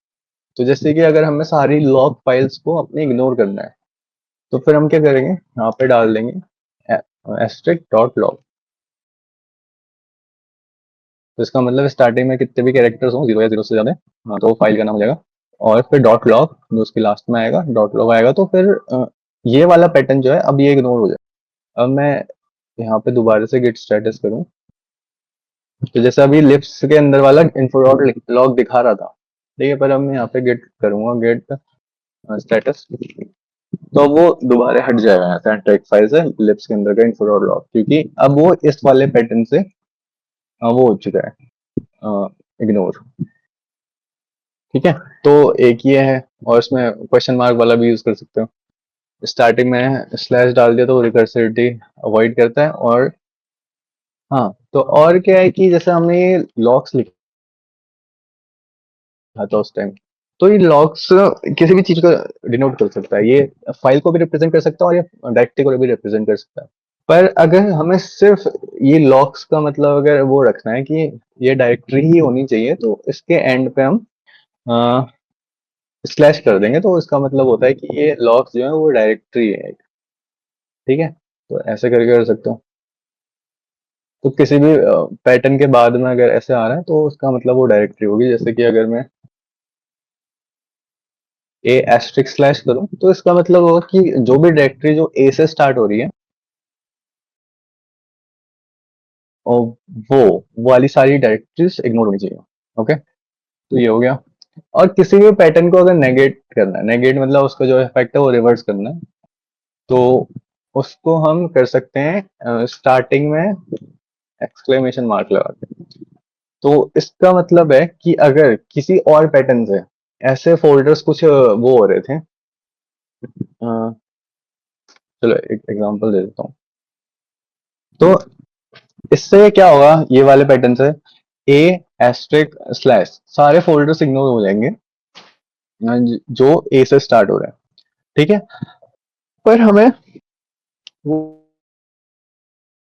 वो वाले फोल्डर्स इग्नोर नहीं करने जो ए बी से स्टार्ट हो रहे हैं। ए बी से मतलब ऐसे, पर ए बी सी अगर किसी फोल्डर का नाम है तो वो इग्नोर नहीं होना चाहिए। अगर ए सी डी हो, ए सी जी है, तो ये फोल्डर इग्नोर हो जाना चाहिए। ठीक है, तो अगर ऐसे पैटर्न को हमें फिर इग्नोर नहीं करना है, तो हम उसको नेगेट कर देंगे। नेगेट करने के लिए ए बी एस्ट्रिक स्लैश। तो अब इससे क्या होगा कि ऐसे फोल्डर जो ए बी से स्टार्ट हो रहे हैं, अगर ये एक्सक्लेमेशन मार्क नहीं लगाया होता तो उसका मतलब है इसको इग्नोर करना होता, पर एक्सक्लेमेशन मार्क लगा दिया, इसका मतलब है इसको ऐड करना है। तो इस वाले से वो अगर इग्नोर भी हो रहे थे, इस वाले से वो ऐड हो जाएंगे उसके बाद। ओके, और क्या है, और ये है कि अगर हम कोई कैरेक्टर्स मैच कराना चाहते हैं, तो जैसे हम ये कर सकते हैं स्क्वायर ब्रैकेट के अंदर जो जो कैरेक्टर देंगे, जैसे AGC QWER, ठीक है। तो ये सारे हमने कैरेक्टर दे दिए, तो इसका मतलब होता है कि इनमें से कोई भी कैरेक्टर मैच कर सकता है। तो जैसे हम एक बार नाम बना देते हैं डमी, ठीक है।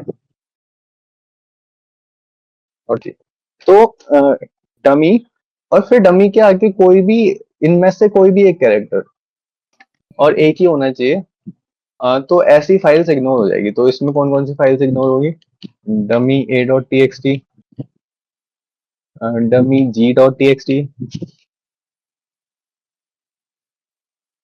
और डमी C.txt, ऐसे करके जो जो कैरेक्टर्स हैं, ये वाली सारी फाइल्स हमारी इग्नोर हो जाएगी इससे, ठीक है। तो हम ऐसे करके हमारा एक पैटर्न दे सकते हैं स्क्वायर ब्रैकेट्स के अंदर, जो जो डिफरेंट डिफरेंट कैरेक्टर दिए हैं उनमें से कोई भी एक कैरेक्टर अगर मिल जाता है तो वो वाली फाइल या जो फोल्डर है वो मैच हो जाएगा, ठीक है। एक ये हो गया। और एक और, ये तुम इसमें रेंज भी दे सकते हो, जैसे स्क्वायर नोटेशन है ना तुम्हारा, तो अगर डमी फिर इसके अंदर 0-9.txt, अगर ये दे दिया तो इसका मतलब होता है ये जो दो इसके एंड पॉइंट्स हैं ये रेंज है इसकी। तो इसका मतलब 0 से लेके 9 तक के सारे नंबर्स जो हैं वो सारे वो हो जाएंगे इग्नोर। तो कौन कौन सी फाइल्स? डमी 0.txt, डम dummy 1.txt, dummy 2.txt, dummy 3.txt, ऐसे करके 9 तक। तो डमी AGC.txt, तो ये वाली फाइल इग्नोर नहीं होगी, क्योंकि ये जो है इनमें से कोई एक कैरेक्टर ही मैच करता है उसका। तो ऐसे करके हम रेंज भी दे सकते हैं इसके अंदर, जरूरी नहीं हम कि इंटीजर वाली रेंज दें, हम इसके अंदर कैरेक्टर की रेंज भी दे सकते हैं, A to Z ऐसे करके। तो फिर A से Z तक सारे कैरेक्टर इग्नोर हो जाएंगे। और हम इसको कैपिटल भी कर सकते हैं, और TXT तो इसके अंदर जो सिर्फ कैपिटल वाले मैच होंगे। और ऐसे करके दे सकते हो, मतलब अगर सिर्फ F से P तक के करना है ऐसे करके तुम कर सकते हो, ठीक है। ये तो ये अलग अलग पैटर्न बना सकते हैं। अब एक और चीज की, अगर तुम्हें इंटरमीडिएट फोल्डर्स को मैच करना है, तो जैसे हमारे पास फोल्डर है A B C, या A C D, A/B, A D B, तो कुछ ऐसे फोल्डर्स है हमारे पास। तो हम ये वाले फोल्डर्स को इग्नोर कर सकते हैं, कैसे हम करेंगे? A/B, तो बीच में दो कंसेक्यूटिव एस्टेरिस्क का मतलब होता है कि इंटरमीडिएट जितने भी फोल्डर हैं, चाहे वो 0 हो चाहे उससे ज्यादा हो, वो सारे इस पैटर्न को मैच करने चाहिए। तो इसमें कौन से होंगे? जैसे कि A/C/D/B, और A/B/A/D/B, तो ये सारे टाइप्स के हमारे जो फोल्डर्स हैं वो इग्नोर हो जाएंगे। अब इसमें A C D नहीं होंगे, इसमें सिर्फ ये जो B फोल्डर लास्ट का वो इग्नोर होता है, ठीक है।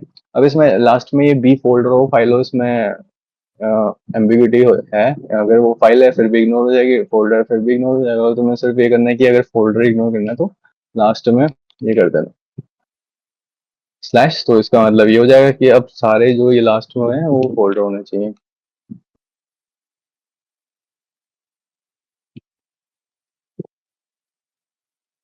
ठीक है। ऐसे करके तुम पैटर्न्स बना सकते हो अपने। और जो गिटहब है वो हमें कुछ set of git ignore file provide करता है, जैसे हम अलग अलग लैंग्वेज, तो अलग अलग गिट इग्नोर फाइल चाहिए होती है, मतलब हाँ। क्योंकि जैसे हमारी सी प्रोजेक्ट है, सी का कोई प्रोजेक्ट बना रहे हैं, तो उसमें जैसा एग्जीक्यूटेबल बनता है .exe, तो वो हमें इग्नोर करना होता है, क्योंकि हम एग्जीक्यूटेबल तो किसी स्पेसिफिक मशीन का होता है ना, तो हम वो अपनी रिपोजिटरी में क्यों डालने चाहिए। जैसे वो, और बिल्ड आर्टिफैक्ट्स होते हैं कुछ बीच के फाइल से बनती है, जो इंटरमीडिएट फाइल्स होती है जो नेसेसरी नहीं होती है रिपोजिटरी में डालना। तो ऐसी फाइल्स को हम इग्नोर करना चाहेंगे, तो सारी फाइल्स हम गिट इग्नोर के अंदर डालते हैं। और कुछ फाइल्स जैसे कि VS कोड का, कभी कभी यहाँ पे देखा होगा तुमने, .VS कोड करके एक फोल्डर बन जाता है, तो वो VS कोड की सेटिंग्स होती हैं, तो हम अपनी सेटिंग्स भी उसमें नहीं डालना चाहेंगे, जो हमारा प्रोजेक्ट है उसकी रिपोजिटरी में। हाँ, मैं बोल रहा था कि अलग अलग प्रोजेक्ट या अलग अलग लैंग्वेज काम करते हैं, तो हर लैंग्वेज के अकॉर्डिंग हमें अपनी गिट इग्नोर फाइल बनानी होती है, तो अलग अलग होती है। तो गिटहब जो है वो पहले से मेंटेन करता है अलग अलग प्रोजेक्ट और लैंग्वेजेस के लिए हमारी गिट इग्नोर फाइल्स। तो हम यहाँ से भी देख सकते हैं, ये लिंक यहाँ पे मैंने डाल रखी है, ये वाली। तो जैसे सी प्लस प्लस के लिए है ऐसी यहाँ पे, और होगी सी के लिए भी होगी, सी की। तो अलग अलग लैंग्वेजेस के लिए यहाँ पे हमारी गिट इग्नोर फाइल्स अवेलेबल है ये गिटहब के अंदर। तो या तो यहाँ से कॉपी कर लो, या तो एक और होता है कि क्या बोलते हैं, जब हम गिटहब के अंदर अगर कोई रेपोजिटरी बना रहे होते हैं ना, तो वहीं पे हमारे पास लिस्ट आ जाती है कि कौन सी गिट इग्नोर तुम्हें फाइल ऐड करनी है, तो वहां से भी कर सकते हैं, वो जब बाद में देखेंगे। तो जैसे इसमें कुछ कुछ फाइल्स हैं जो इग्नोर कर सकते हैं, ऐसे करके फिर बाद में इसमें मॉडिफाई करके अपनी और फाइल जो हमें ऐड करनी है वो कर सकते हैं। जैसे मैं अगर कुछ एग्जांपल दूं, हमें कुछ अगर फाइल्स इग्नोर करनी है, तो यहाँ पे मैं अगर ये डालूं, जैसे अगर सी का प्रोजेक्ट होता है ना, तो उसमें एक ओ और ए नाम एक्सटेंशन की फाइल्स बनती हैं, जो कि बिल्ड आर्टिफैक्ट्स होते हैं बीच की फाइल्स। तो उनको अगर इग्नोर करना है तो हम ऐसे कर सकते हैं, एस्ट्रिक डॉट ओ और एस्ट्रिक डॉट ए, या तो ऐसे भी कर सकते हैं। और अगर फिर तुम अगर पैटर्न पता है तो फिर तुम ऐसे भी कर सकते हो, ठीक है। इससे क्या होगा, ओ ए में से कोई एक कैरेक्टर मैच हो जाएगा और वो फाइल से गिट इग्नोर फाइल है। जैसे हमारा तो अभी अगर सिंपल प्रोजेक्ट है तो उसमें हमने सिर्फ single git ignore file add करी, और हमारे जो रेपोजिटरी है उसके अंदर मल्टीपल, या प्रोजेक्ट है उसके अंदर multiple dot git ignore files हो सकती हैं। जैसे कि अलग अलग सब डायरेक्टरीज के अंदर, जैसे इसके अंदर गिट इग्नोर है, लॉक्स के अंदर भी गिट इग्नोर हो सकती है, लिप्स के अंदर भी गिट इग्नोर हो सकती है, ठीक है। तो ऐसे मल्टीपल गिट इग्नोर हो सकते हैं। गिट इग्नोर क्या करती है, जैसे अगर वो लिप्स के अंदर की गिट इग्नोर है, तो वो इफेक्ट करेगी इससे अंदर की सारी चीजें, ठीक है। इसके अंदर की जितनी भी सब डायरेक्टरीज या फाइल्स है उनको इफेक्ट करेगी वो वाली डॉट गिट इग्नोर। ये वाली तो रूट में है ना, रूट प्रोजेक्ट में हमारे। तो यहाँ वाली जो इससे जो अंदर के सब डायरेक्टरीज है तो वो सारी होती हैं, जैसे ये फोल्डर और ये सारी फाइल्स, तो उसको इफेक्ट करेगी मेन वाली। और जो अंदर हमारे सब डायरेक्टरीज के अंदर, तो वो उसके अंदर वाली फाइल्स को और फोल्डर्स को इफेक्ट करती है। तो अगर मैंने कुछ यहाँ पे ये जो मेन वाली गिट इग्नोर है उसमें कोई पैटर्न ऐड कर रखा है जो कि इग्नोर करना है, और अगर मुझे लिप्स के अंदर वो वाला पैटर्न अगर दोबारा ऐड करना है, तो मैं क्या कर दूंगा, उसी पैटर्न को नेगेट कर दूंगा एक्सक्लेमेशन मार्क लगा के। तो ऐसा क्या होगा कि लिप्स के अंदर की वो वाली सारी फाइल्स ऐड हो जाएगी जो कि मैंने पैटर्न अभी नेगेट किया, ठीक है। तो ऐसे करके हम काम करते हैं, तो छोटे मोटे प्रोजेक्ट में काम नहीं पड़ती, पर जैसे बड़े प्रोजेक्ट है उसमें तुम डाल सकते हो मल्टीपल गिट इग्नोर फाइल्स। जैसे कि हमारे जो लिनक्स कर्नल है उसमें 206 गिट इग्नोर फाइल्स हैं, ठीक है। तो मल्टीपल गिट इग्नोर फाइल तुम डाल सकते हो, कोई दिक्कत नहीं है। तो अब हमने इतने सारे चेंजेस तो कर दिए, इतनी सारी हिस्ट्री भी ऐड कर दी हमने, हिस्ट्री बना दी। हमें हिस्ट्री अब डिफरेंस कैसे दिखेंगे कि हमने चेंज क्या करें, चेंज क्या करें हैं वो देखने के लिए हमारा कमांड होता है गिट डिफ। तो अगर मैं गिट डिफ चलाऊं, तो यहाँ पे तुम्हें कुछ ना कुछ आउटपुट दिखेगा। ये आउटपुट सिमिलर है जैसे कि कमिट वाले में बताया था, -v वाला, जिसमें कमिट मैसेज में कुछ आउटपुट आता था, वैसे ही तो यही आउटपुट आता है उसमें भी। और वो कैसे एडिट करते हैं बताऊंगा। अब इसमें क्या है कि सिर्फ अगर गेट डिफ करोगे तो कौन सी फाइल्स कंपेयर होती है, ये मेन बात है। तो इसमें होता है कि वर्किंग डायरेक्टरी या वर्किंग ट्री और स्टेजिंग एरिया। स्टेजिंग एरिया और वर्किंग ट्री पे कोई ऐसी फाइल्स हैं जो कि अलग अलग हैं, तो उन दोनों के बीच में कंपैरिजन होता है। जैसे मैं इट स्टेटस करूं,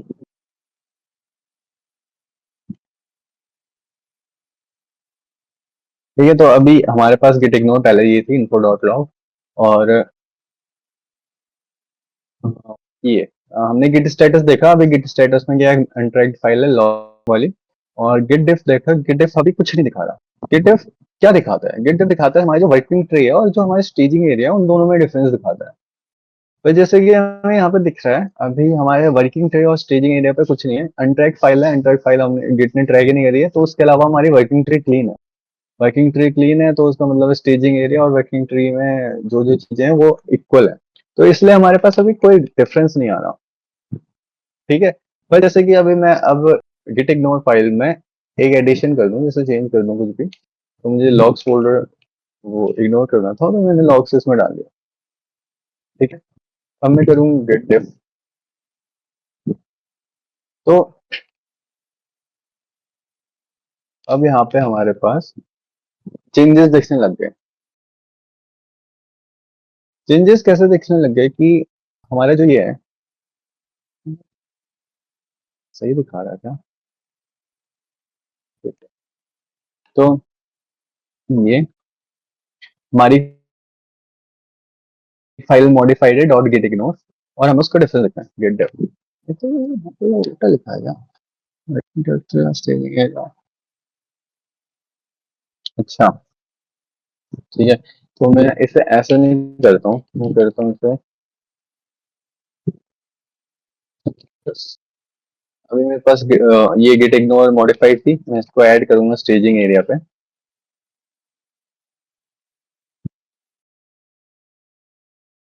तो मैंने इस गेट इग्नोर फाइल को अभी स्टेजिंग एरिया पे ऐड कर दिया, जो कि अभी मॉडिफाइड थी। मैं इसको दोबारा अगर अभी मॉडिफाई कर दूंगा, जैसे कि अगर मुझे मान लो इसके अंदर से सारी exe फाइल्स को इग्नोर करना है, तो मैं इसे ऐसे करूंगा।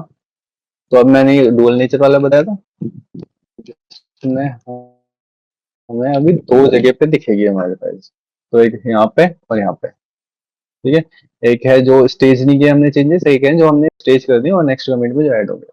तो अगर मैं अब गिट डिफ करता हूँ, तो तुम्हें अब दिखेगा कुछ इसमें क्या दिख रहा है कि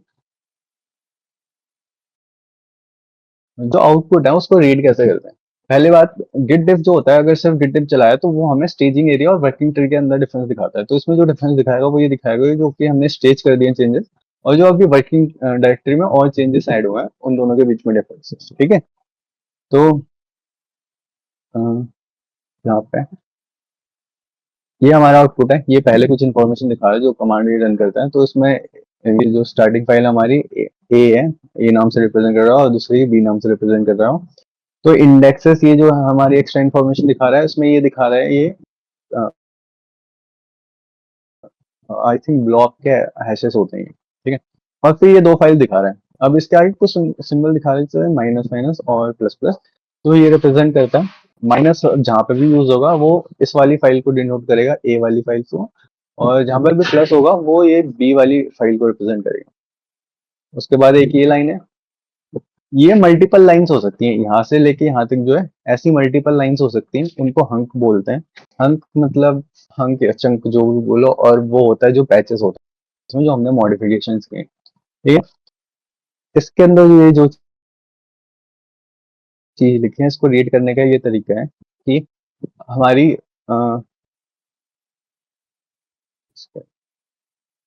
इसमें शायद कोई लाइन नहीं थी तो भी हम्म,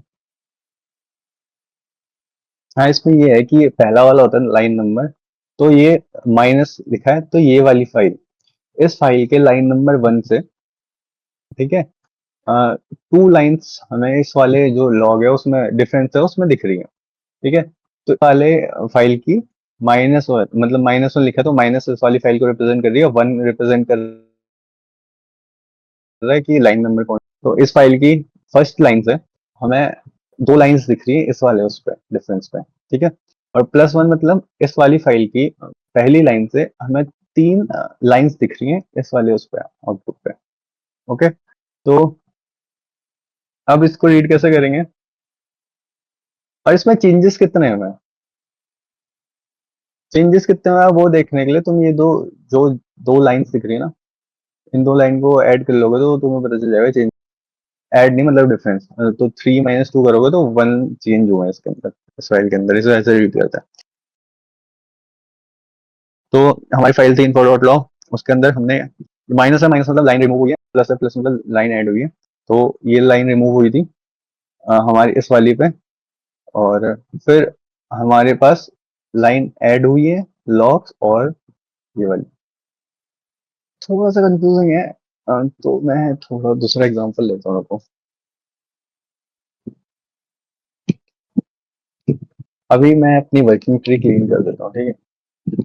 तो सारे ऐड मतलब चेंजेस ऐड कर देता हूँ और कुछ कमिट कर देता हूँ हाइफन एन मॉडिफाइड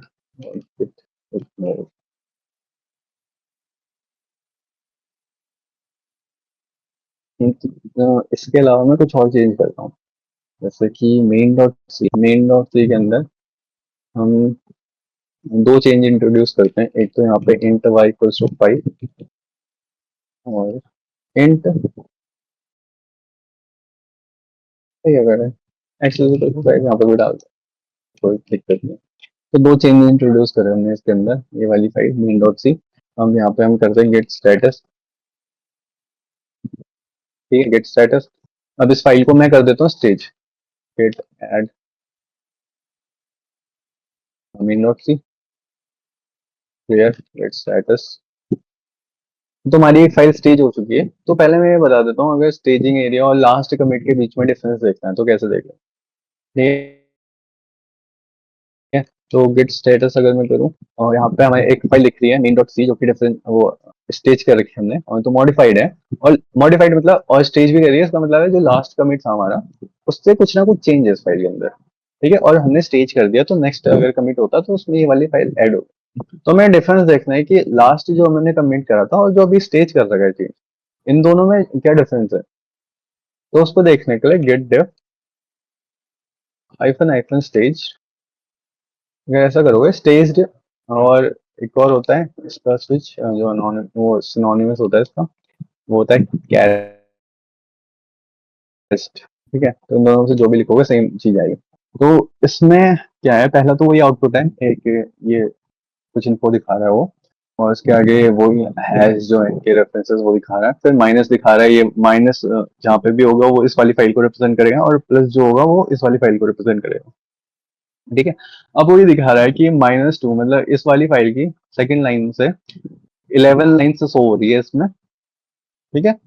और बी वाली फाइल की जो प्लस वाली फाइल है उसकी सेकंड लाइन से 13 लाइन शो हो रही है इस वाले उसमें, ठीक है। तो इन दोनों में चेंजेस कितने में 13 - 11 2 चेंजेस हुए हैं।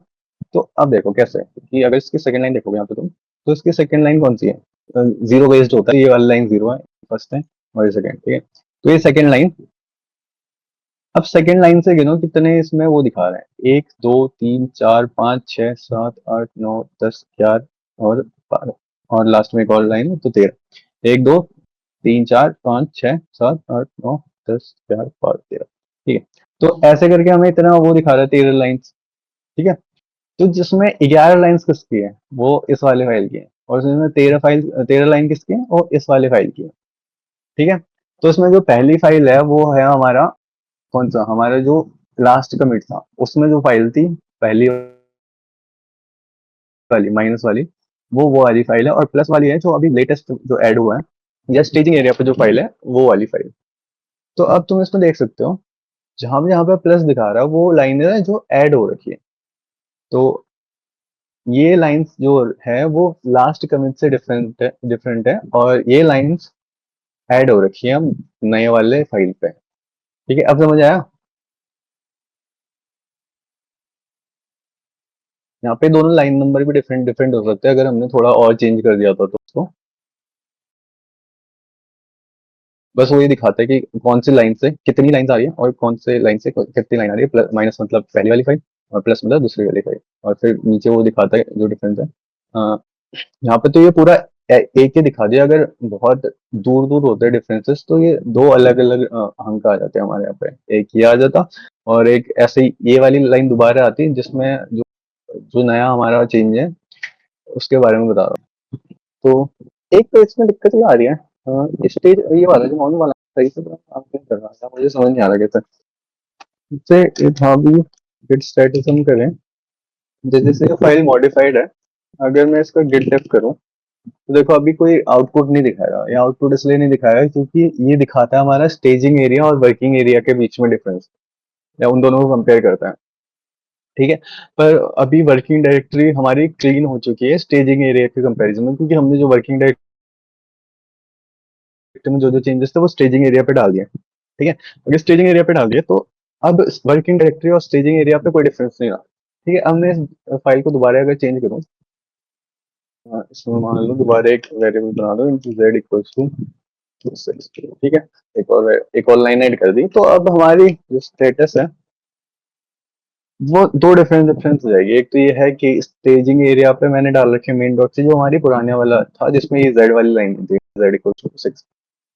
अब एक और मॉडिफाइड है जो कि हमारी स्टेज नहीं कर रखी है अभी हमने, तो उसमें कौन सी लाइन है, उसमें वो वाली लाइन है जो इंटू जेड इक्वल्स टू 6 है, ठीक है। अगर मैं अब गिट डिफ चलाता हूँ सीधे बिना किसी और ऑप्शन के या और आर्गुमेंट के, तो फिर जो हमारे पास डिफरेंस दिखेगा, अब सही दिख रहा है, ठीक है। उसमें पता नहीं सिंगल लाइन थी शायद, तभी थोड़ा सही से नहीं दिख पाता हूँ। तो इसमें भी अभी वही है कि जो इनिशियल ये स्टार्टिंग वाली है, ये वो वाली है स्टेजिंग एरिया पे है, ठीक है। ये दूसरी वाली है वो कौन सी है हमारी, ये हमारी वर्किंग डायरेक्टरी है, ठीक है। तो स्टेजिंग एरिया पे माइनस माइनस से रिप्रेजेंट कर रहा है, और वो जो वर्किंग डायरेक्टरी है उसको प्लस प्लस से कर रहा है, ठीक है। तो -3 मतलब स्टेजिंग एरिया की जो मेन डॉट सी फाइल है उसकी थर्ड लाइन, उससे 6 लाइन्स आई है हमारे पास आउटपुट में इस वाले। और जो वर्किंग ट्री है उसकी थर्ड लाइन, उससे 7 लाइन हमारे पास आई है। तो हमारे पास चेंजेस कितने हुए टोटल, 7 - 6, 1 चेंजेस हुए। तो 1 2 3 4 5 6, और एक और लास्ट में ब्लैंक लाइन है ये, तो 7, ठीक है। तो 7 टोटल लाइन्स आ रही है और 6 हमारे पास लाइन्स है। तो एक चेंज जो हमें दिख रहा है यहाँ पर प्लस से, वो ये वाला दिख रहा है।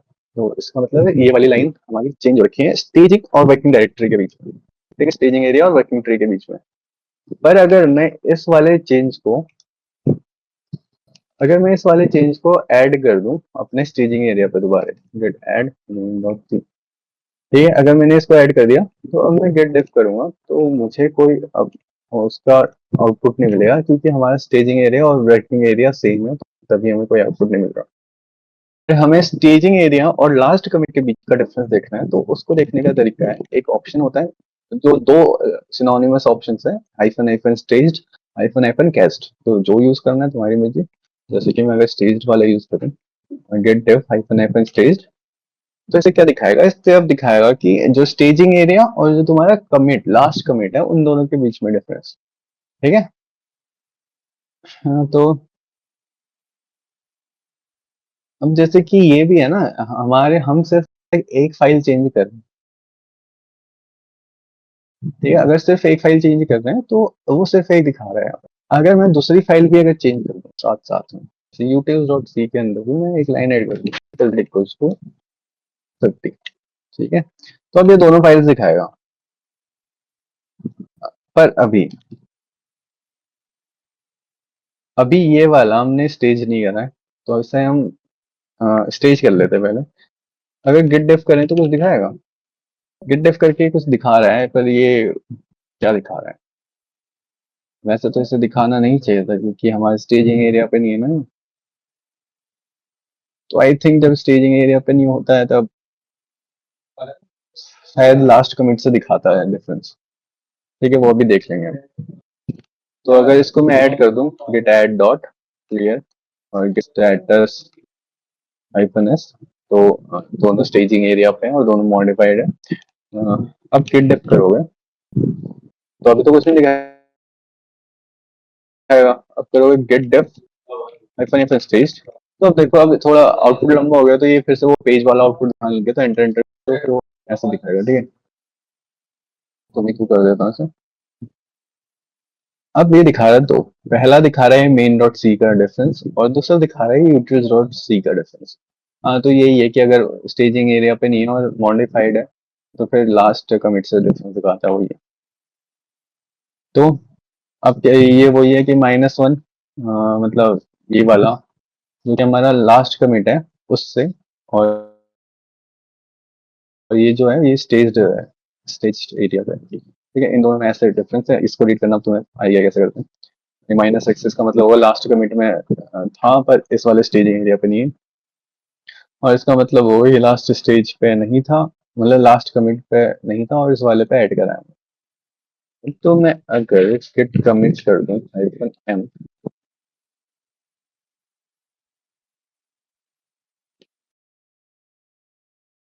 स्टैंडिंग डिफ और मैं गेट डिफ हाइफन स्टेज करूँ तो अभी कोई हमें डिफरेंस नहीं दिखाएगा क्योंकि अभी हमारा लास्ट कमिट और स्टेज के बीच में कोई डिफरेंस नहीं है। और डिफ करूँ तब भी हमें कोई डिफरेंस नहीं दिखाएगा क्योंकि हमारा वर्किंग ट्री और स्टेज के बीच में कोई डिफरेंस। तो ये है कि हम कोई स्पेसिफिक कमिट भी स्पेसिफाई कर सकते हैं जिससे हम देख सकते हैं कि उस वाले कमिट और अभी वाले कमिट के बीच में क्या क्या डिफरेंसेस। हम जैसे गेट लॉग वन लाइन करें तो जैसे हमारा चेंज 3 था, अ, इस वाले कमिट और जो करंट वर्किंग डायरेक्टरी उस दोनों के बीच में अगर चेंज देखना है तो हम इस वाले का वो हैश दे देंगे गेट डेफ को। गेट डेफ फिर इसके आगे उसका हैश जो भी कमिट है उसका हैश। कमिट का हैश दो या रेफरेंस दो तो अब तुम्हें पता है वो सिनोनिमस होते हैं। रेफरेंस जिस भी कमिट को रेफरेंस करेगा उसका हैश वही मतलब होता है। तो एंटर अगर करूंगा तो उसमें लंबा सा आउटपुट आ रहा है तो उसमें ठीक है। तो क्या है इसमें एक डॉट गिट इग्नोर फाइल, तो इसमें दिखा रहा है कि एक dot git ignore file add हुई है। ठीक है, ये स्लैश डेफ स्लैश नल दिखा रहा है ना, इसका मतलब है कि ये इस वाले कमिट पे नहीं थी ये वाली फाइल, इस वाले कमिट पे नहीं थी ये वाली फाइल और अभी जो वर्किंग में ये वाली फाइल है इसका मतलब है ये फाइल ऐड हो चुकी है, उस वाले में डिफरेंस ही है इन दोनों के बीच में। ठीक है, फिर ये है कि अगर वो 0 0 दिखा रहा है मतलब वो तो फाइल ही नहीं था ना पहले, और फिर ये दिखा रहा है कि फर्स्ट लाइन से 3 नेक्स्ट लाइन आई है तो ये वाली लाइन है। और फिर ये तो बस ऐसे आउटपुट दिखा रहा है कि लास्ट कोई नई लाइन नहीं है फाइल का। फिर एक और फाइल है कि लिप्स सम डॉट सी और ये दोनों। ठीक है, ये वाली भी नई फाइल ऐड हुई है, ये भी उस वाले कमिट पे नहीं थी पर इस वाले वर्किंग ट्री के अंदर है। ठीक है, तो इसमें भी जो जो चेंजेस थी वो दिखा रहा है। या उस वाले फाइल में हमने कोई लाइन ऐड नहीं करी है तो उसमें कोई दिखाया नहीं उसका आउटपुट, उसके बाद सीधे मेन डॉट सी का आउटपुट आ गया। तो मेन डॉट सी में हमने क्या क्या चेंजेस करे, हमारे पास ये वाली हमने चेंज कर दिया, शायद लाइन ऐड करी होगा हमने बीच में एक। ठीक है, तो उससे अच्छा ये वाली लाइन मॉडिफाई करी हमने, पहले वॉइड था उसके बाद हमने उसे इंटर कर दिया। जो वो वाला कमेंट था उसमें वो वॉइड था पर उसके बाद अभी जो वर्किंग करी है उसमें हमारा वो इंट है। ठीक है, तो ये लाइन चेंज हुई है दोनों, और फिर ये लाइन ऐड हुई है, ये वाली लाइन ऐड हुई है, और फिर ये वाली सारी लाइन ऐड हुई हैं। ये वाला मेन डॉट सी का है और ये टेम्प टेम्प फाइल भी नहीं बनी है और उसमें भी कोई लाइन ऐड नहीं हुई। यूटिल्स डॉट सी पहले से नहीं बनी थी, पहले भी, और इसमें जो जो डिफरेंस हुए हैं ये वाले डिफरेंस वो दिखा दिया उसने। हमने अभी तक ये देखा है कि स्टेजिंग एरिया से वर्किंग ट्री का डिफरेंस कैसे देखते हैं, स्टेजिंग एरिया से लास्ट कमिट का डिफरेंस कैसे देखते हैं। पर अगर हमें स्टेजिंग एरिया से, अब हम क्या करेंगे, हम सीधे करंट वर्किंग ट्री से सीधे लास्ट कमिट के बीच का डिफरेंस देखेंगे। ठीक है, तो बीच के स्टेजिंग एरिया को कोई काम नहीं है, तो उसको देखने के लिए गेट डेफ लास्ट कमिट को कैसे रेफर करते हैं। तो हमारे लास्ट कमिट, अगर हम हमारा हेड अगर अपनी पोजीशन पे जो कि लास्ट कमिट को रेफर कर रहा है, अभी तक हमने हेड की पोजीशन चेंज नहीं करी है तो वो लास्ट वाले कमिट को ही रेफर कर रहा होगा। ठीक है, तो वो कर रहा है तो हम सीधे हेड लिख देंगे, तो हेड की जगह लास्ट वाले कमिट का रेफरेंस आ जाएगा। ठीक है, और ये लास्ट का हैश ऐसे करके हम एंटर करेंगे तो लास्ट वाले से हमें डिफरेंस दिख जाएगा अपने करंट वर्किंग ट्री का, जो कि फिलहाल कुछ नहीं है क्योंकि मैंने कमिट करने के बाद कोई फाइल चेंज नहीं करी। अगर फाइल चेंज करी होती तो यहाँ पे दिख जाता। इसको अभी के लिए हम ऐसे भी कर सकते हैं, गेट डेफ मेन, मेन भी अभी हेड मेन को रेफर कर रहा है और मेन उस वाले लास्ट कमिट को रेफर कर रहा है, तो अभी दोनों का आउटपुट सेम आएगा। ठीक है, एक ये हो गया। अब हमें क्या देखना है कि अपने जो लॉग्स हैं, लॉग्स में सारे डिफरेंसेस देखने हैं या पैच देखने हैं। तो हम गेट लॉग हाइफन पी या हाइफन हाइफन पैच या पैच कर रहे हैं, तो फिर अब वो कमिट तो दिखाएगा ही, उसके साथ साथ वो उसके पैचेस दिखाएगा या जो डिफरेंसेस है वो सारी चीज दिखाएगा। ठीक है, तो जैसे एक तो ये दिखा रहा है, वो अलग अलग फाइल्स चेंज हुई है ना, तो वो अलग अलग फाइल्स का अलग अलग दिखा रहा है। ये एक फाइल है, ये कमिट है, इसमें इसका कमिट मैसेज ये था, और फिर इसमें कौन सी एक main dot c difference, main dot c उसका वो दिखा रहा है डिफ, और जो यूटिल्स डॉट सी है उसका। ठीक है, तो 2 बार क्यों आ गया? विंडो रिसाइज करी शायद क्यों हुआ? ठीक है, तो ऐसे ही utils डॉट सी का भी वो दिखा रहा है। ऐसे उससे पिछली वाली जो फाइल है, मतलब पिछला वाला जो कमिट है,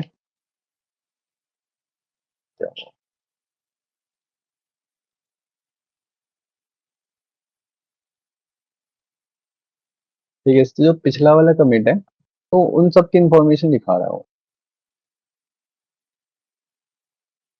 उन सब के चेंजेस हुए थे। अभी चेंजेस है कि उनसे पिछले वाले कमिट्स से कंपेयर करके दिखाएगा, ठीक है।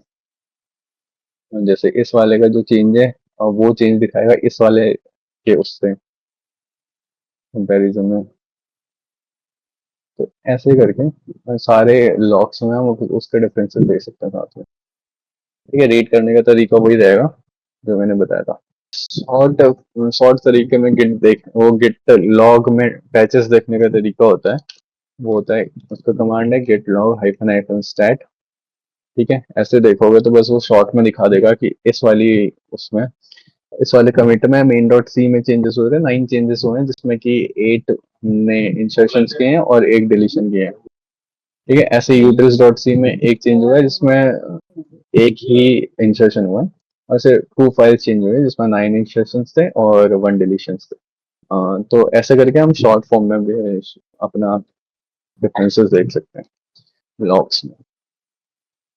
हम्म, तो अब रिमूविंग करने का देख लेते हैं। फाइल को रिमूव करना, अभी हमारी वर्किंग ट्री क्लीन है, क्लीन है, ठीक है। तो git स्टेटस अभी तो करा था। हम्म, तो ls करके देखेंगे तो हमारे पास कुछ फाइल्स है, जैसे कि मैं रिमूव करना चाहता हूँ temp.c को। ठीक है, temp.c को अगर मैं रिमूव करना चाहता हूँ तो मैं करूंगा rm, जो कमांड होती है rm temp.c। ठीक है, और मैं दबाऊंगा एंटर और मैं देखूंगा git status। तो हम पे अब दिखा रहा है कि एक फाइल है जो कि डिलीट हो चुकी है, पर वो हमने ये चेंज को अभी तक स्टेज नहीं किया है। इसका क्या मतलब है? इसका मतलब ये है कि हमारे जो नेक्स्ट वाले जो कमिट होगा उसमें वो फाइल डिलीट नहीं होगी, वो फाइल उसमें रहेगी।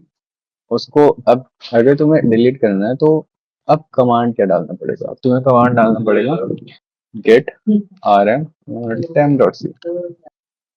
ठीक है, तो फिर अब तुम दोबारा देखोगे git स्टेटस, तो फिर इसके बाद यहाँ पे तुम्हें दिखेगा branch main changes to be committed. तो अब दिखा रहा है कि तुम्हारे एक चेंज तुमने स्टेज कर दिया, जो कि था हमने temp.c फाइल को डिलीट कर दिया।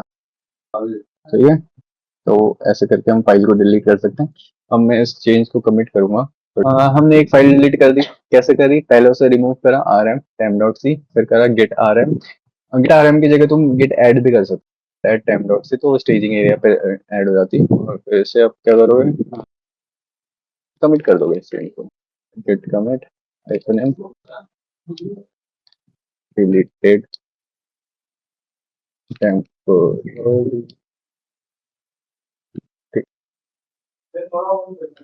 तो एक कमिट एक और ऐड हो गया।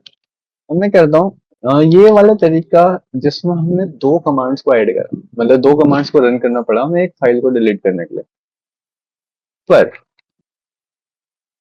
हमारा एक और कमांड होता है जिसमें हमें 2 वो नहीं करने पड़ते, 2 कमांड रन। वो कमांड बस ये है जो हमने सेकंड कमांड रन करा उससे पहले ही कर दो, git rm utils dot c. ऐसे करोगे तो तुम्हारी सीधे वो फाइल डिलीट हो जाएगी और वो स्टेज पे चली जाएगी। स्टेटस, तो ये वाली जो फाइल डिलीट हुई थी वो सीधे स्टेजिंग एरिया पे चलेगी। ये जो हमने डिलीट करा वो स्टेज हो गया, उसने अलग से करके वो स्टेज करना नहीं पड़ा। ठीक है, तो गिट के अंदर ही rm कमांड होता है हमारे पास, गिट rm फिर जो भी फाइल है उसका नाम, बस ऐसे। ठीक है, तो इसको भी तुम कमिट कर दोगे, git commit hyphen m deleted to T.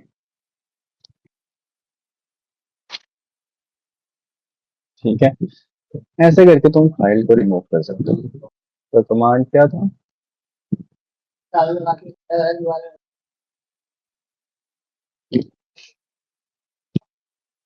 git rm जो भी फाइल है। एक तरीका ये है, एक और तरीका क्या है, एक है कि पहले तुम फाइल को डिलीट करो, git rm, फिर git rm फाइल और git तो डायरेक्ट ये वाला कर दो या तो ये कर दो,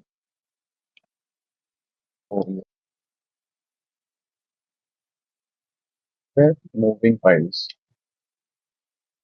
किट्स दैट। तो गिट क्या है, गिट हमारे पास फाइल की मूवमेंट्स को ट्रैक ही करता है, पर कोई ऐसा मेटा डेटा वो स्टोर नहीं करता जिससे हमें पता चल जाए कि एक फाइल मूव हो रखी है। ठीक है, तो अगर मैं जैसे कि लिप्स के अंदर कोई file some dot c file, उस फाइल को मैं बाहर लेके आता हूँ, क्या करूंगा मैं, एम बी लिप्स और उसके अंदर की क्या फाइल है, सम डॉट सी, उसको डॉट यहाँ लेके आता हूँ। ठीक है, तो एल एस करूँ तो लिप्स डॉट अंदर की जो लिप्स डॉट सी उसके अंदर की जो फाइल थी वो बाहर आ गई, सम डॉट सी। ठीक है, अब मैं गिट स्टेटस करता हूँ तो तुम्हें दिखेगा कि इसमें दो चीजें दिखा रहा है, एक तो सारी चीजें हैं क्या है, एक ये है कि changes not stage for commit, और ये है फाइल डिलीट कर रखी हमने, कौन सी, लिप्स सम डॉट सी, तो उसके अंदर की फाइल डिलीट कर दी, इसको ऐसा लग रहा है, पर हमने एक्चुअल में क्या करा है, इसको मूव करके बाहर करा ना, तो ये इसको क्या लग रहा है कि अंदर से हमने फाइल डिलीट करी है और एक और फाइल अनट्रैक्ड फाइल है, तो मतलब एक नई फाइल ऐड कर दी है हमने सम डॉट सी, जो मतलब इसी वाले फोल्डर के अंदर। तो इसको दो अलग अलग चेंजेस दिख रहे हैं, तो इसको करने के लिए हम क्या करेंगे, पहले हमने मूव करा अंदर से बाहर, अब इस वाले को हमें डिलीट करना है, ये वाली को स्टेज करना है, तो git r m libs slash some dot c. ठीक है, तो अब ये वाला स्टेज हो गया होगा चेंज, अब ये वाला स्टेज चेंज मतलब चेंज स्टेज हो गया, अब ये वाले को भी हमें स्टेज में डालना पड़ेगा, या ऐड करना पड़ेगा, तो गेट ऐड। अब हम क्लियर करते हैं और अब स्टेटस देखते हैं, तो हमारे पास अब वो दिखा रहा है कि हमारी ये फाइल है वो रीनेम हो रखी है इसमें। रीनेम होने का मतलब वो ये है कि वहां करके यहाँ ला रखे हैं हम, मतलब बीच के आगे डायरेक्टली हटा दी तो मतलब वो बाहर आ गई है। ठीक है, तो अगर यहाँ पे मैं लिखूँ तो अभी तक हमने क्या करा, तो पहले हमने फाइल को मूव कराया, फिर हमने या फाइल वन, नहीं ऐसे रहेंगे, फिर हमने जो पुरानी फाइल थी उसको रिमूव करा गिटार से स्टेज करने के लिए, फिर हमने उसको क्या करा, नई वाली फाइल जो थी उसको ऐड करा। ठीक है, तो ये तीन स्टेप प्रोसेस अभी हमने करी, सिर्फ एक फाइल को मूव कराने के लिए और गिट के अंदर ट्रैक करने के लिए। तो git status git commit icon M,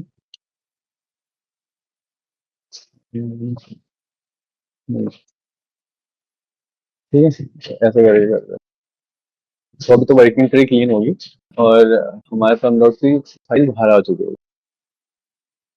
अब इन तीन कमांड्स को कंप्रेस करने का एक तरीका है, जो शॉर्ट फॉर्म है उसकी ये है कि गिट भी एक मूव कमांड प्रोवाइड करता है, तो गेट मूव, फिर जो फाइल है हमारी जैसे सम डॉट सी उसको मैं मूव कराना है लिप्स के अंदर, तो लिप स्लैश और एंटर दबाओगे तो अब वो फाइल मूव हो जाएगी, और जो ये तीन कमांड थी वो कंप्रेस हो गए, बस ये एक कमांड में गई और स्टेटस देख सकते हो।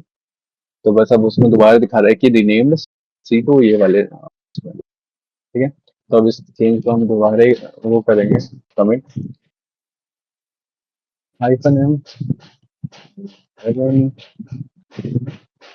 ठीक है, तो अब वर्किंग ट्री तो क्लीन हो गई होगी हमारी, और हमारी वो जो सम डॉट सी फाइल है वो लिप्स के अंदर चले गई। ठीक है, तो ऐसे हम मूव करते हैं, तो मूव करने का और क्या है, वो शॉर्ट फॉर्म है, वो ये है कि हम सीधे जो गिट ने कमांड प्रोवाइड करी है वो वाली यूज करें, इससे साथ में मूव भी हो जाती है और स्टेज भी हो जाती है वो चेंजेस जो हमारे। ठीक है, तो मूव से तुम रीनेम भी कर सकते हो, से गेट मूव जैसे मेन डॉट सी को मुझे कुछ और करना है, main dot c, main one dot c, तो मेन डॉट सी को मूव कर देगा मेन वन डॉट सी पे, तो इसका मतलब ये है कि वो फाइल रीनेम हो गई है। ठीक है, अगर तुम गिट मूव वाला कमांड यूज नहीं करते तो फिर ये 3 कमांड तुम्हें दोबारा यूज करना पड़ता है। ठीक है, तो मैं अभी ऐसे कर दे रहा हूँ डायरेक्ट, अब उसी से दिखा देगा रीनेम हो चुकी है मेन वन डॉट सी पे। ठीक है, अब इसको मैं कमिट कर दूंगा दोबारा, -n रीनेम। ठीक है, तो अभी काफी लंबा लॉग बन गया होगा हमारा अलग अलग।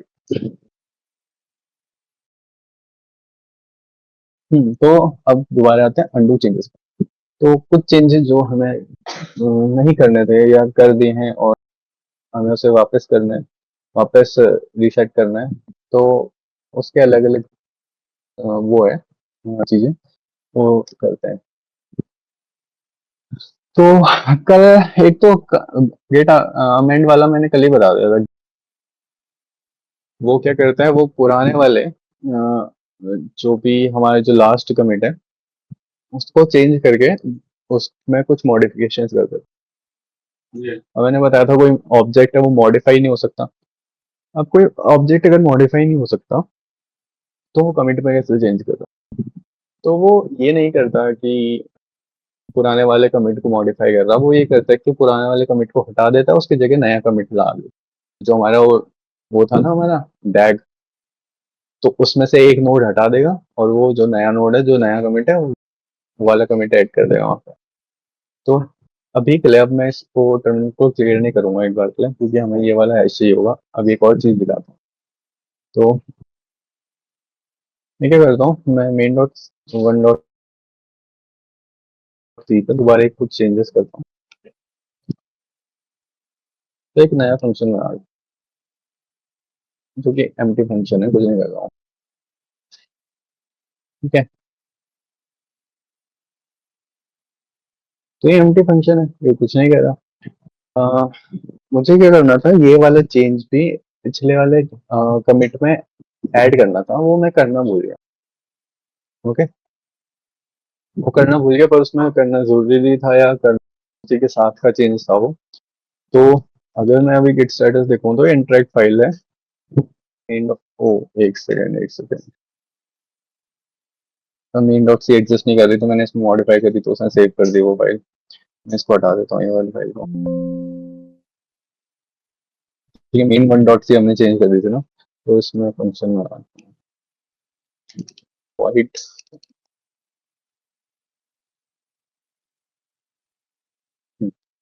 तो ये हमारा फंक्शन है। गेट स्टेटस करके देखोगे तो वो अभी मॉडिफाइड आएगी, इसको हम ऐड कर देते हैं और उसको हम कमिट, अब डायरेक्ट कमिट नहीं करेंगे, हमें करना है पुराने वाले कमिट को। ओ, एक सेकेंड, मैं मुझे वो नहीं करना, ठीक है, क्लियर नहीं करना उसको। तो ये वाला वो चाहिए हैश में। ठीक है, लास्ट कमिट जो अभी हमारा है, अभी जो लास्ट कमिट है हमारा, उसका जो हैश है वो ये है, और ये वाला कमिट था। अभी मैं अब इस वाले कमिट को अमेंड करूंगा, गेट कमिट, ऐसे करके हम कमिट को अमेंड करते हैं। अगर मैं ऐसे एंटर दबाऊंगा तो फिर मेरा वीएस कोड में वो खुलेगा, एक फाइल दोबारा, जो कमिट की फाइल होगी। अब इसमें पुराने वाले जो कमिट है उसका वो दिखा रहा है कमिट मैसेज, और जो हमारी फाइल है उसमें क्या है, चेंजेस टू बी कमिटेड, ये पुराना वाला दिखा रहा है। अब मैं इसमें क्या करूंगा, इसको कमिट मैसेज को रिप्लेस करता हूँ, रीनेम्ड नहीं था इसमें, क्या करा था मैंने, एडेड फंक्शन। ठीक है, तो ऐसे करके मैं इसमें कमिट मैसेज ऐड कर देता हूँ, इसे क्लोज कर देता हूँ। जैसे क्लोज कर दिया तो इसमें हमारा वो ऐड हो चुका है। अब अगर हम दोबारा लॉग,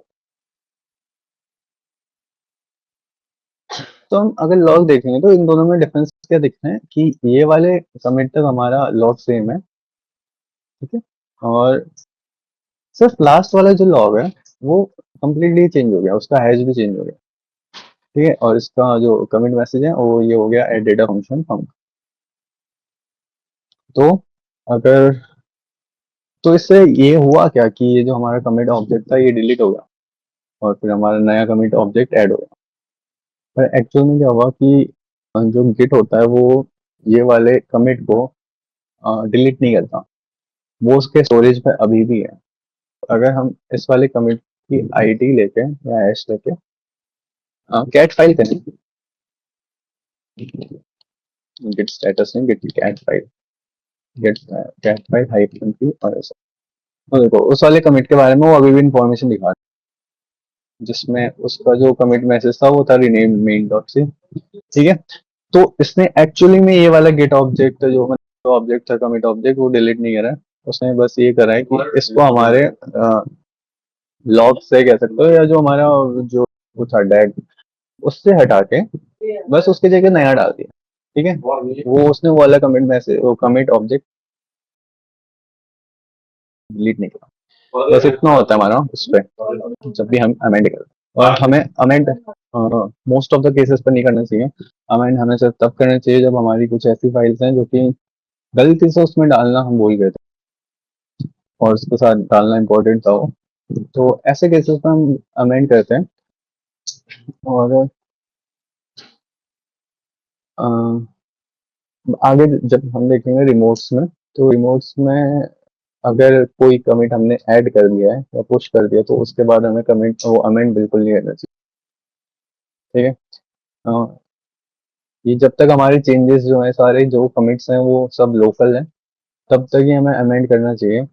और ये तब करना चाहिए जब हम कोई फाइल भूल गए और फिर उससे हमारा अगर अगर हम जैसा अमेंड नहीं करते तो हमें एक नया कमिट, बस ये होता है कि हम नई फाइल ऐड कर रहे हैं उसके अंदर या नए चेंजेस ऐड कर रहे हैं जो कि पुराने कमिट में हो जाने चाहिए थे। तो फिर उसका तुम कोई ऐसा मैसेज उसमें क्या डालते कि forget this file so adding this file ऐसे कैसे कुछ कमेंट डालते हैं, तो ऐसे फालतू के हमारे कमिट क्लटर ना हो हमारे स्क्रीन में, इसके वजह से हम अमेंड करते हैं चेंजेस को। तो ये वाले टॉपिक हो गया, जल्दी भी हो गया, मैं दोबारा बता दूं।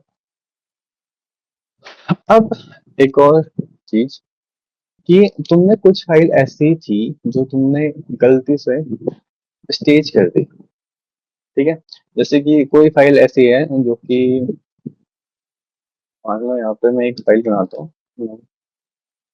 temp.txt।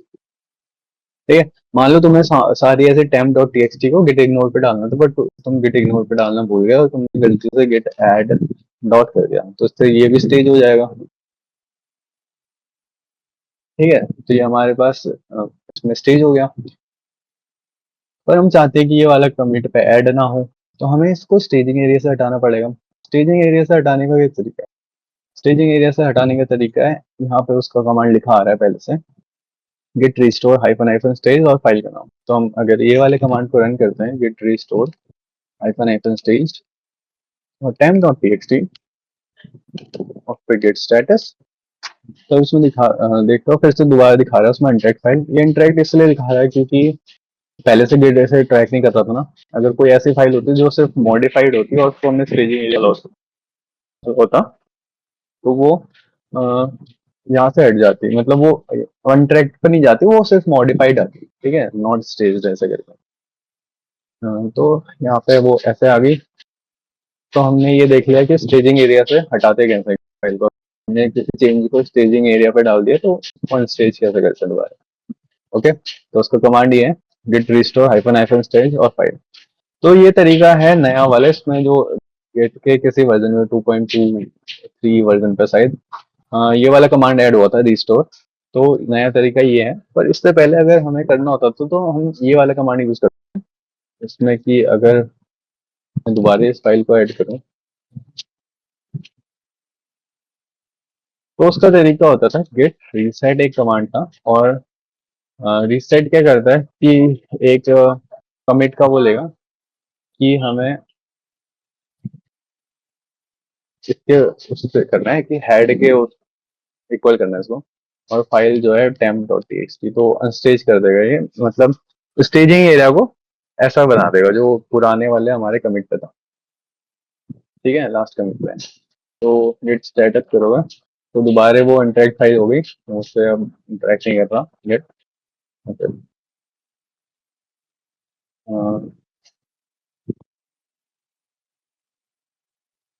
तो ये वाली फाइल मैं अभी हटा ही देता हूँ, मैंने इसको कमिट में डाला भी नहीं।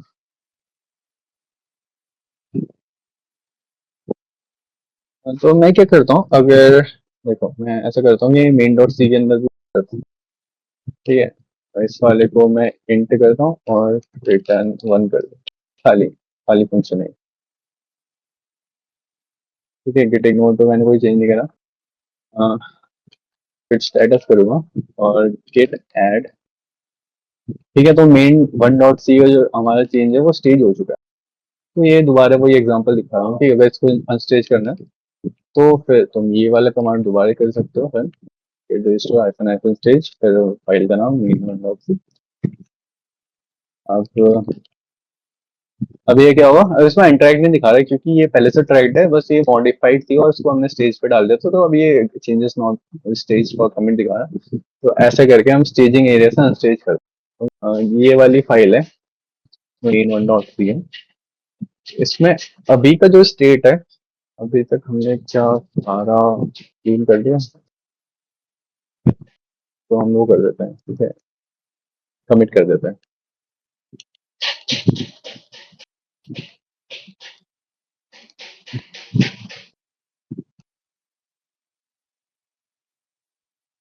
हम्म, तो अभी का जो हमारा सारा स्टेट है, जो वर्किंग ट्री का वो क्लीन है। इसका मतलब ये है कि अभी कोई चेंजेस अभी कोई चेंजेस नहीं हुए।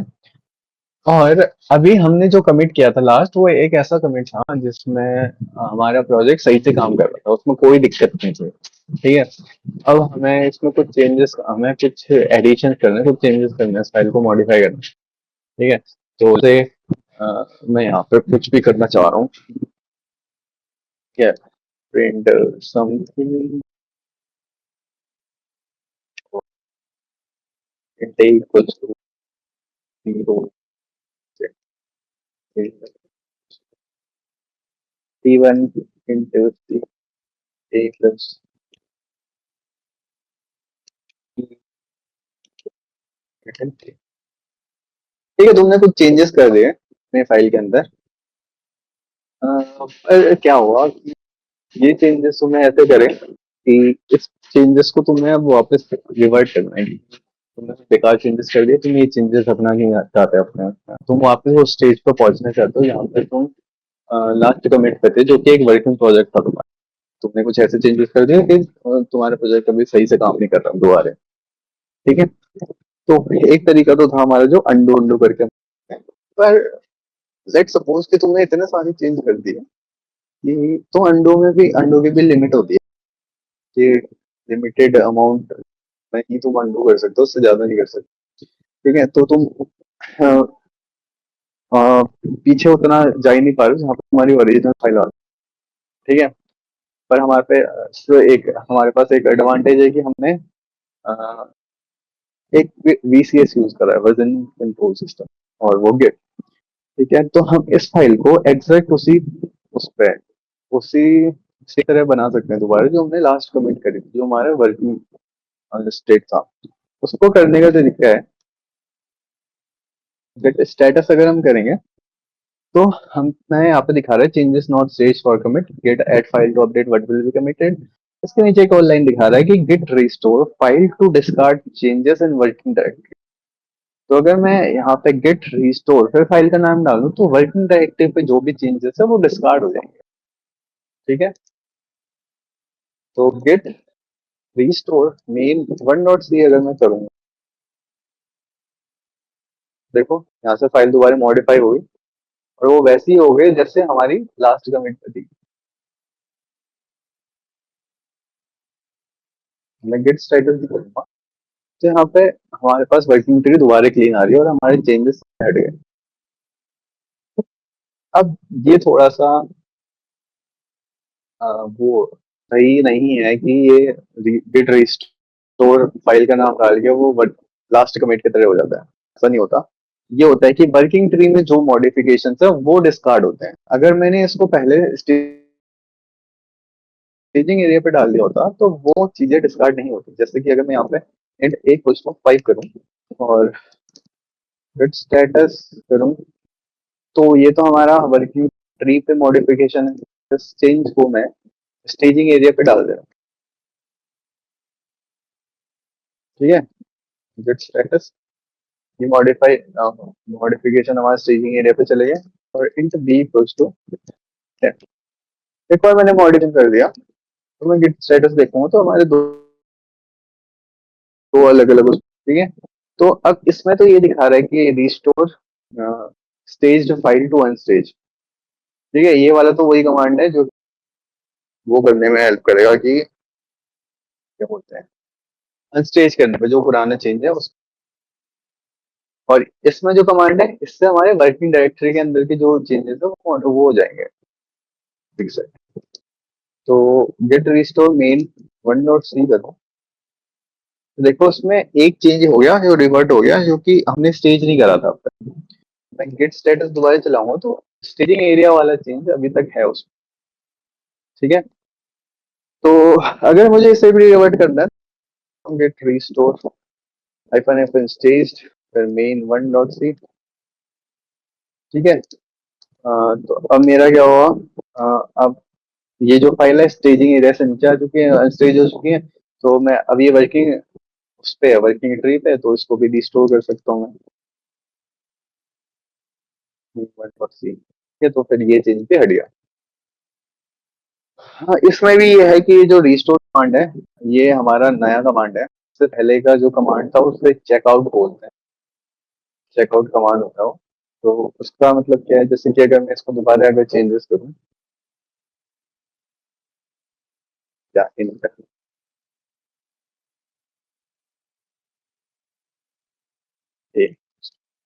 दोबारा चेंजेस करूँ गिट स्टेटस, तो इसके अंदर जो भी चेंजेस है उसको दोबारा रिवर्ट करने के लिए या तो गिट रिस्टोर फाइल कर सकते हो या गिट चेकआउट फिर फाइल करना। ठीक है, तो इससे भी वो चेंज हो जाएगा। ठीक है, ऐसे करके कर सकते हो। अब एक और वो है कि अगर तुमने int a equals to 5 and b equals to,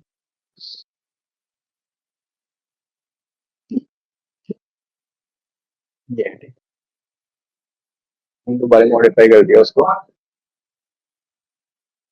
तो इसमें एक और चीज दिखा रहा है कि अगर फाइल चेकआउट से मॉडिफाई वो करनी है हमें, क्या बोलते हैं, डिस्कार्ड करना है उसके चेंजेस, तो ऐसे करना चाहिए हमें git checkout hyphen hyphen main 1.c। ठीक है, ऐसे करना चाहिए। अभी मैंने उसमें हाइफन हाइफन नहीं लगाया था, सीधे फाइल का नाम डाला था ना। तो इसमें ये इसलिए होता है कि ये श्योर हो जाए जो हमने नाम दिया वो फाइल का ही नाम है, इसलिए होता है हाइफन हाइफन। अगर मैं हाइफन हाइफन नहीं देता तो ये नाम कुछ और चीज को रिप्रेजेंट कर सकता है, क्योंकि चेकआउट बहुत अलग अलग चीजों के लिए काम आता है। ठीक है, तो हम आगे देखेंगे यहाँ पे जो नाम है वो ब्रांचेस को रिप्रेजेंट कर सकते हैं। तो अगर वो ब्रांचेस का नाम कंफ्यूज हो जाता है वो कि ब्रांच का नाम है या फाइल का नाम है, तो ब्रांच का नाम होता तो फिर उस ब्रांच में चले जाता, पर अगर फाइल का नाम चेंजेस डिस्कार्ड कर देता। तो इसलिए अगर तुम्हें ये स्पेसिफाई करना है कि वो फाइल है तो हाइफन हाइफन करके हम उसको सेपरेट करते हैं। ठीक है, तो गेट चेकआउट मेन 1.c ऐसे करके एंटर करोगे तो सर दोबारा वो चेंजेस टेकन बिट स्टेटस तो नहीं करता हूँ।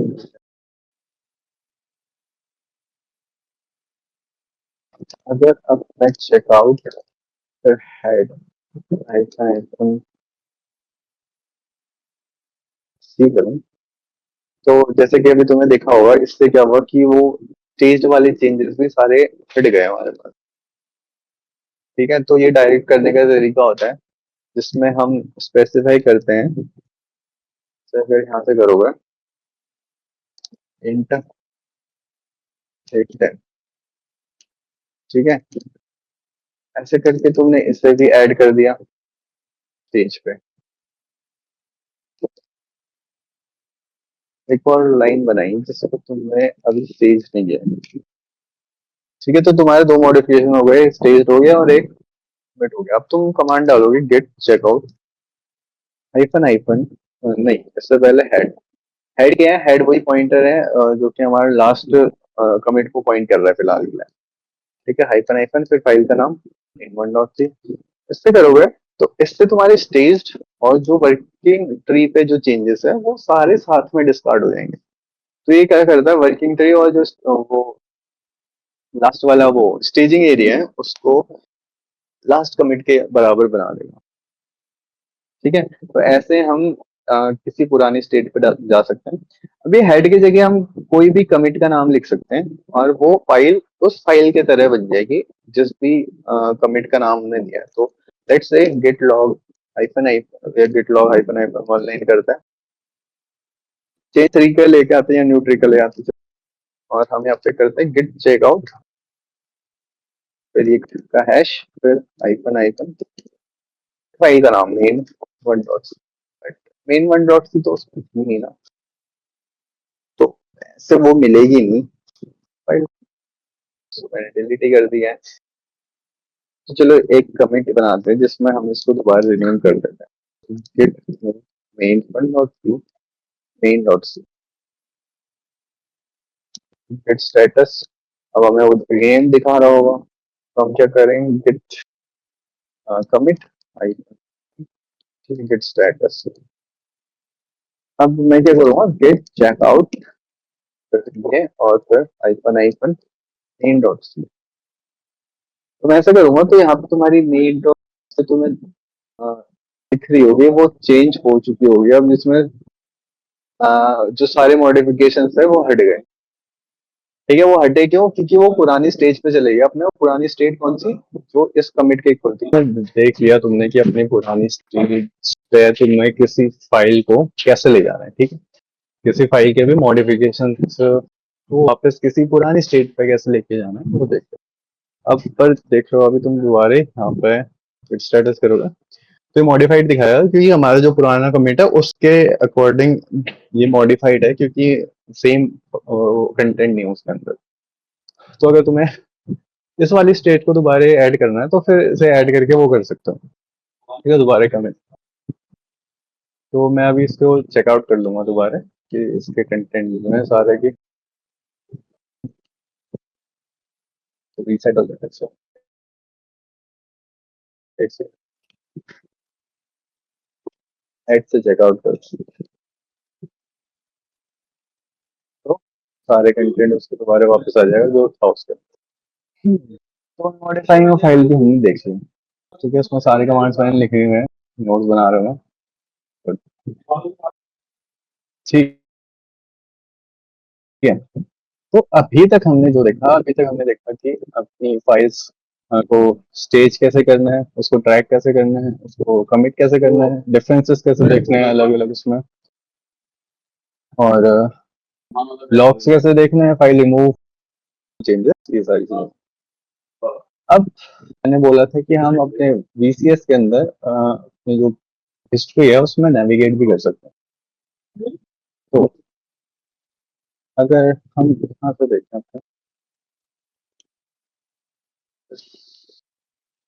तो हमारी working tree clean get log,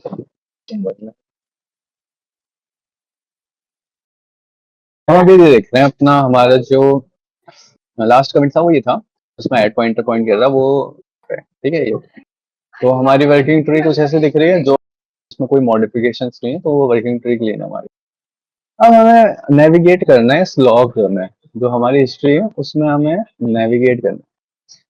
तो हम किसी पर्टिकुलर अगर कमिट को हमें देखना है तो हम कैसे करेंगे उसे, गेट चेकआउट, गेट चेकआउट पर जो भी उसका कमिट हैश है हम उसका नाम डालेंगे। तो जैसे हमें डिलीटेड टेम्पररी फाइल्स वाली वो देखनी है, तो यहाँ मैं कॉपी करूंगा इसको और ऐसे करूंगा, मैं एंटर दबाऊंगा तो देखो हमारा जो वर्किंग ट्री है वो मॉडिफाई हो गई है, और उसमें वो अब ऐसी स्टेट में आ गई है जिस स्टेट में वो इस वाले कमिट के अंदर थी। ठीक है, इस वाले कमिट में जैसे भी स्टेट थी हमारी वर्किंग ट्री की, उस स्टेट पे वो उसकी सारी फाइल्स जो ऐड होनी थी वो ऐड हो गई। अब तुम्हें इसके साथ कुछ यहाँ पे मैसेज दिख रहा होगा। मैसेज ये है कि you are in detached head state, you can look around, make experimental changes and commit then, ये सारी चीजें। किसी एक पर्टिकुलर कमिट को जब उसके अंदर कमिट का हैश होता है तब वो एक डिटैच्ड हेड स्टेट में जाता है। तो अगर हम अभी वो जो हमारा हेड वो होता है ना, देखो यहाँ पे तो एक तो ये चेंज हो गया, यहाँ पे मेन की जगह ये कमिट का हैश आ रहा है। और अगर हम गिट डायरेक्टर के अंदर जाएं और यहाँ पे अगर हम इसके हेड वाली जो फाइल है इसके अंदर का कंटेंट देखते हैं, कैट हेड, अब इसके अंदर वही है, वही वाला हमारे पास आ रहा है जिस कमिट के कमिट में हम चेकआउट कर रहे हैं, जिस कमिट को हमने, ठीक है। पहले क्या था यहाँ पे, जब तक हम मेन में थे तब यहाँ था रेफ रेफ स्लैश हेड स्लैश मेन ऐसे करके, ठीक है। तो वो एक रेफरेंस को रेफर कर रहा था, पर अभी वो एक हैश को रेफर कर रहा है, तो इसका मतलब वो एक डिटैच्ड हेड स्टेट में चले गए। तो मैं गिट स्टेटस करूंगा, तो अभी हेड डिटैच्ड एट ये दिखा रहा है, nothing to commit working tree clean. अब देखना कि मैं गिट लॉग करता हूँ तो क्या आता है।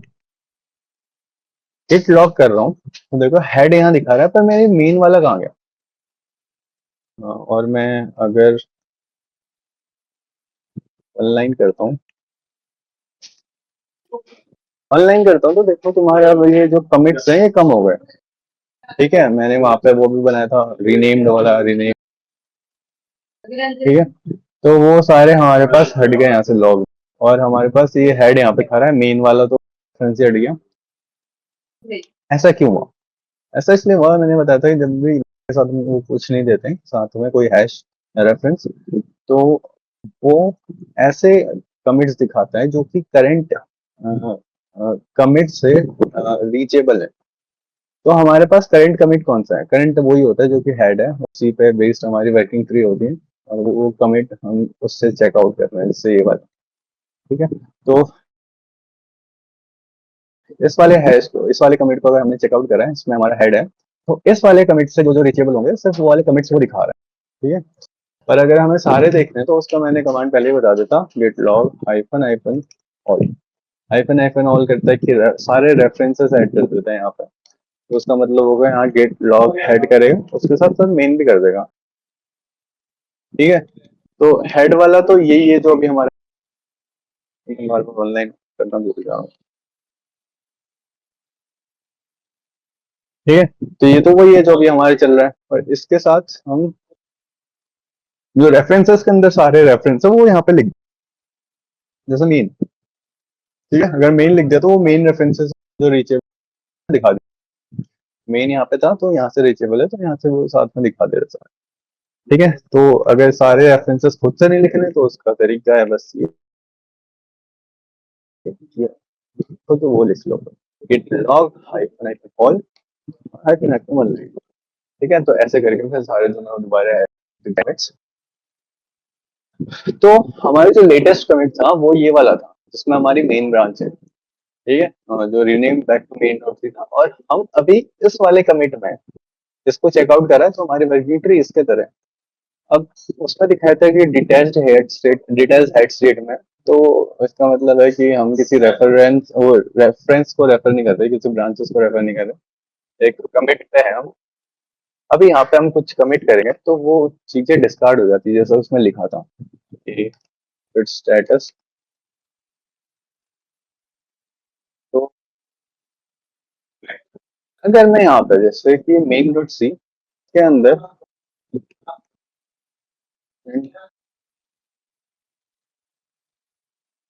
एन इक्वल्स टू 10 ऐसा करके एक लाइन ऐड कर दो, और यहाँ पे गेट स्टेटस देखो, यहाँ पे क्या दिखा रहा है, हेड डिटेस्ट वही दिखा रहा है कि यहाँ पे हम, और चेंजेस नॉट स्टेज ये सारी चीजें। और अगर मैं इसको स्टेज कर वो ऐड करूँ, git add main git status करूँ तो ये दिखा रहा है, और फिर इसको कमिट करता हूँ हाइफन कमिटिंग फाइल, ठीक है। तो हमने ये कर दिया, गिट स्टेटस देखेंगे तो यहाँ पे हमारा वर्किंग हिस्ट्री क्लीन आ रही है, और गिट लॉग आइकन आइकन करेंगे फिर वन लाइन करते हैं, ठीक है। तो ऐसे करके हमें दिख रहा है कि हमारा हेड अब ऊपर आ गया है, ये मेन से भी ऊपर आ गया है। ठीक है, ऐसा इसलिए क्योंकि ऑब्जेक्ट जो है वो तो आगे बनते जाता है। तो ये बन गया। अभी हम इसके बारे में कुछ देखते हैं कि इसका पेरेंट कौन है। Git cat file hyphen P F E A one E. ठीक है, इसका पेरेंट कौन है? 445। 445 कौन सा है? तो हम इस वाले में हम चेकआउट करा था ना हमने, तो हम इस वाले कमिट करें। इस वाले कमिट्स पे हमने एक कमिट करा, हम डिटेल्स हेड स्टेट पे थे, तो हम अ, इस वाले उस पे पहुंच गए कमिट पे। ठीक है, अभी मैं इसको ग्राफ भी बना देता हूँ इसके साथ में।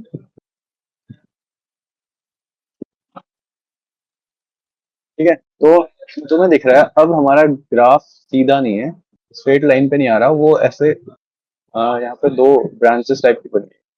पर अभी इससे क्या होगा कि इस वाले का पेरेंट ये है और इस वाले का पेरेंट भी ये था, तो ये दो कमिट्स का पेरेंट है। और अब हम हेड को अगर मूव कराएंगे ना कहीं दोबारा, अगर मैं इस मेन ब्रांच में अगर हेड को मूव करा देता हूँ, तो इस वाले पे इस वाले कमिट पे रीच करने का हमारे पास फिर कोई तरीका नहीं होगा। ठीक है, क्योंकि इस वाले कमिट को कोई रेफर नहीं कर रहा उसमें, अगर मैंने हेड को मूव करा दिया। जैसे कि अगर मैं अब गेट चेकआउट करूंगा मेन को, तो अब मैंने जो चेंजेस करे, जो कमिट्स करे, वो मेरे पास वो अ, हट जाएंगे, वो मेरे पास रहेंगे नहीं। तो मैं गिट चेकआउट मेन करता हूँ और इसमें क्या लिखा है? Warning, you are leaving one commit behind, not connected to any of your branches. ये वाला commit, if you want to keep it by creating a new branch, इसमें भी अ गुड एंगल। ठीक है, तो वो वही दिखा रहा था कि वो वाला कमिट रह जाएगा तुम्हारा। और अब वन लाइन करके देखोगे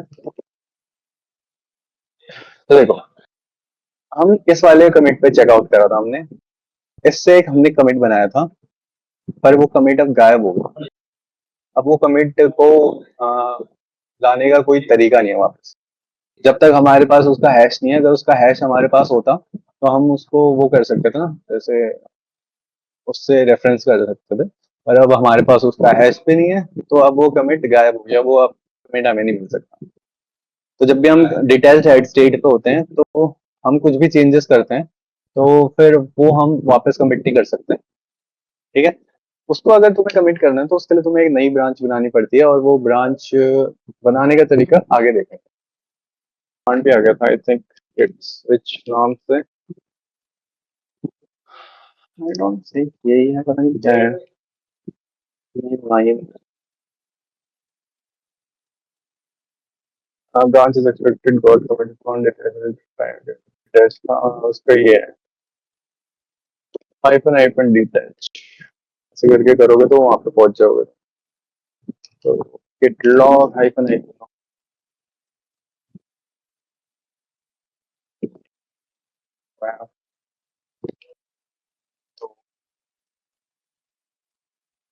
ठीक है, वो स्विच वाला है, नया कमांड आया चेकआउट को रिप्लेस करने के लिए आया वो, पर चेकआउट अभी भी काम करता है, चेकआउट भी यूज कर सकते हो।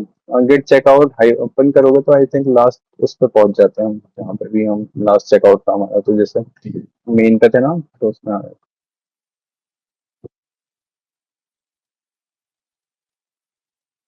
Get log hyphen hyphen all hyphen hyphen one line hyphen hyphen graph.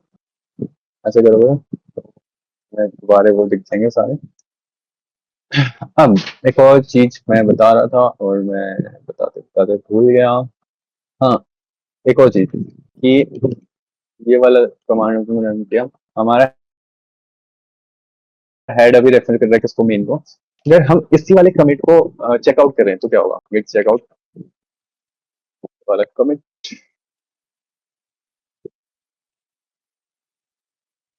तो देखो उसमें दोबारा वो ये वार्निंग दिखा रहा है कि टेस्ट हेड स्टेज पे पहुंच गए हैं।